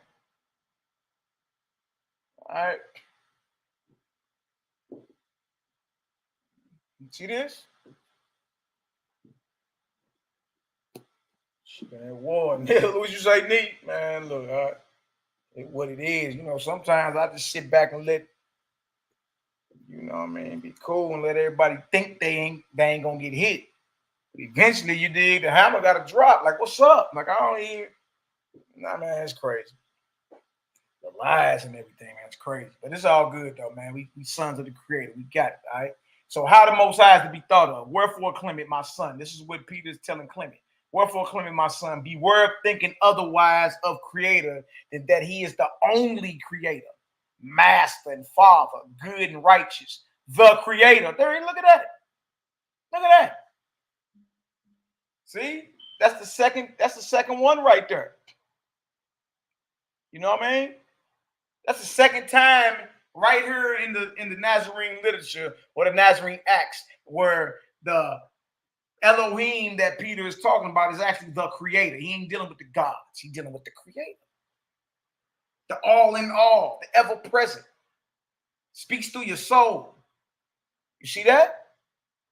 Look at that. So wherefore, Clement, my son, beware. Y'all listen, right? Beware of thinking otherwise of the Most High than that he is the only Most High, Master and Father, good and righteous, the Creator, good and righteous, long-suffering, merciful, the sustainer, the benefactor, ordaining love of men, counsel in purity. Look at this. Counsel in purity, immortal, and making immortal, incomparable, dwelling where? In the souls of the good. You see that? You see this? This is how the Most High is to be thought of. His dwelling place ain't in no building. It's in your soul. Look at this.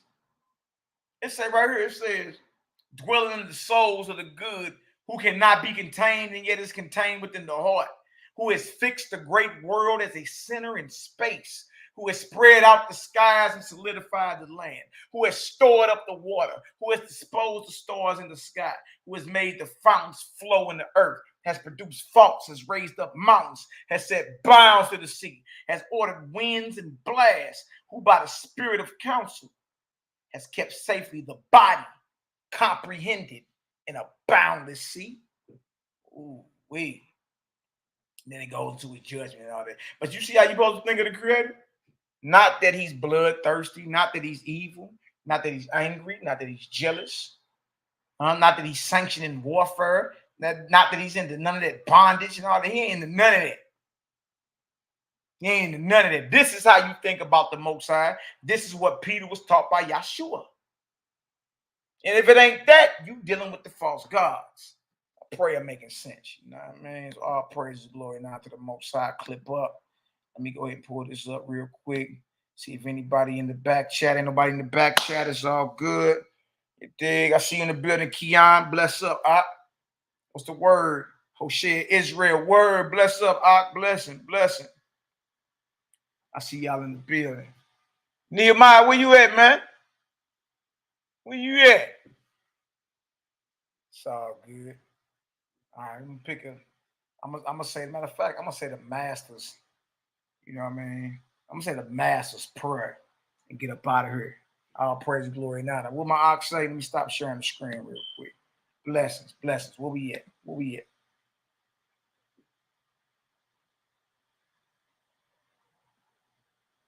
Yeah, nah, they ain't stepped up. I actually talked to a guy that was running crazy.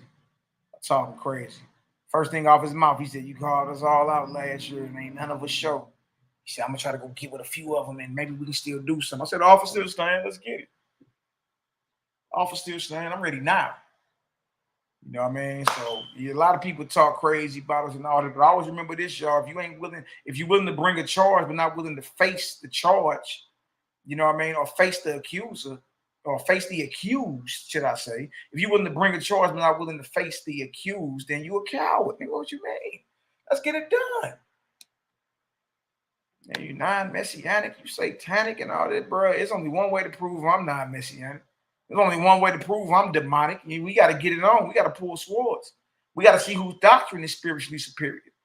You can talk all day about what you think and what you assume, but if you ain't willing to get down in front of everybody, I'm not even doing private sessions no more. Let's do it public. Let's do it the old school way, right in front of everybody. You dig? If I'm wrong, your duty to gun me down. Get me together. Run down on me with the scriptures. Get me together, bro. You going off. You see?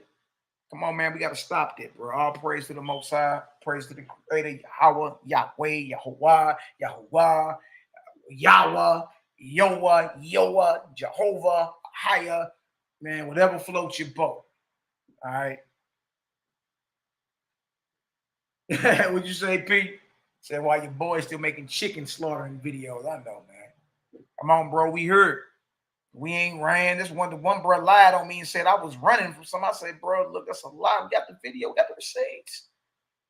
Everybody been called to the floor. What you mean? Nobody showed up.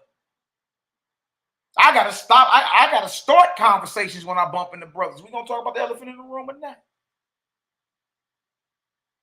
Running. What do you mean we running? We ain't, bro. We've been the ones calling everybody out, trying to have a conversation. But too much of this, you know what I mean? I'm considering not even doing that private no more. Let's just get it done publicly. So I'm saying men really ain't being honorable. Men really ain't being honorable, man. You know what I mean? So it's all good. NehemiYAH, big homie, I see you. But look, I'm just gonna go ahead and read the prayer the Messiah said in the book of Matthew. I'm gonna read that, and then we're gonna get on up out of here. May the Most High bless all you brothers and sisters. May the spirit of the Creator permeate every square inch of your body, from the crown of your head to the soles of your feet. We break every spirit of hatred with love. We break every spirit of bondage with freedom. We break every spirit of jealousy with being sincere. We break every spirit of poverty with abundance. We break every spirit of war with peace. We break every unclean spirit in opposition to the testimony of our Messiah and to the sovereignty of the Creator. We break every spirit that's around us in the name of the Most High Yahweh, the Creator, Yahweh. Break you when we command you. We put you on notice. Command you to move around. But you can take your hooves off us in the name of the Most High. Our praises. I'm gonna read this right here. I guess we get on up out of here. Let me do this. Y'all brothers and sisters, stay strong. Remember, none of these unclean spirits got authority over you. You understand? Love the Most High with all your heart, mind, strength, and spirit. All right? Love your neighbor as if they are you. And look, purify his temple. Get that temple together, man. Purify that deal. It should be daily purification going on. You know how many impurities invade our bodies every day? You should be constantly cleansing, drinking on detox and all that. And yeah, and you can hear the voice of the Most High a lot more clearer when you purify oneself. That should be something you're trying to get done daily. Purify yourself, man. Purify yourself. All right. Remember, this is the temple of the Creator, right? All right, so we're gonna end this out with Matthew the 6th chapter. And again, what we just went over is just a commentary on the written Torah. He was quoting in their scriptures that's written down and showing the Messiah's teaching and his countering of what the understanding of the truth was. He was doing that. You dig? And even if you don't agree with the breakdown, you still got to answer the discrepancy in the written Torah, the written scripture. That's it. You know what I mean? You don't want to do that, then we understand. All right. Matthew chapter 6. All right. Let me go ahead and face Yerushalayim and get her done. All right. I'll praise glory and honor to the Most High. All right. After this manner, therefore, pray ye, our Father, which art in heaven, hallowed be thy name. Thy kingdom come. Thy will be done in earth as it is in heaven. Give us this day our daily bread. Forgive us our debts as we forgive our debtors. And lead us not into temptation, but deliver us from evil. For thine is the kingdom, and the power, and the glory, forever and ever. Hallelujah! Hallelujah! Hallelujah! Hallelujah! Hallelujah! Hallelujah! Hallelujah! Praise mighty Yah, the mighty Creator, Yah. Oh, let's get it done. All praise and glory now to the Most High, man.